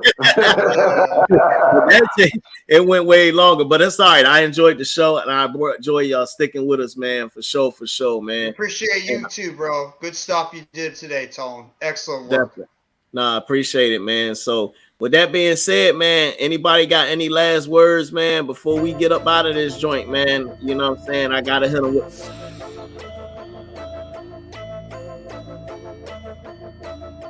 You got anything? All good? Go Bird! Let's go, G-Man! Until I get it, put this work in non-stop. So if you slacking, then get ready, lose your spot. Lose your spot, boy, I'm coming for the top. Before you had the crowd noise, before I made the team on, put the uniform on. Before the lights and arenas, commercial shop for sneakers, I was thinking of a way to take you all on. That grittiness confidence that I got from the bottom. Added to my talent, and for you that is a problem. Before the fame on my shoulders, I prepared for every moment. Cause I ain't trained this whole off season for mediocre. This is beast mode with that workload till it's tight. They get it right before you even pay that ticket price. I push it through the days, through the pain, through the sprains. Wonder why I look unfazed. I got ice in my veins, chill. We facing off, you know you met your match. Franchise since the draft, put the team on my back. I take it without asking, ain't no pardon me. Forever second place, cause you don't work as hard as me. I'm coming for the top. You should know that before I even lace them up. Until I get it, put this work in non-stop. So if you slacking, then get ready, lose your spot. Lose your spot, boy, I'm coming for the top. You should know that before I even lace them up. Until I get it,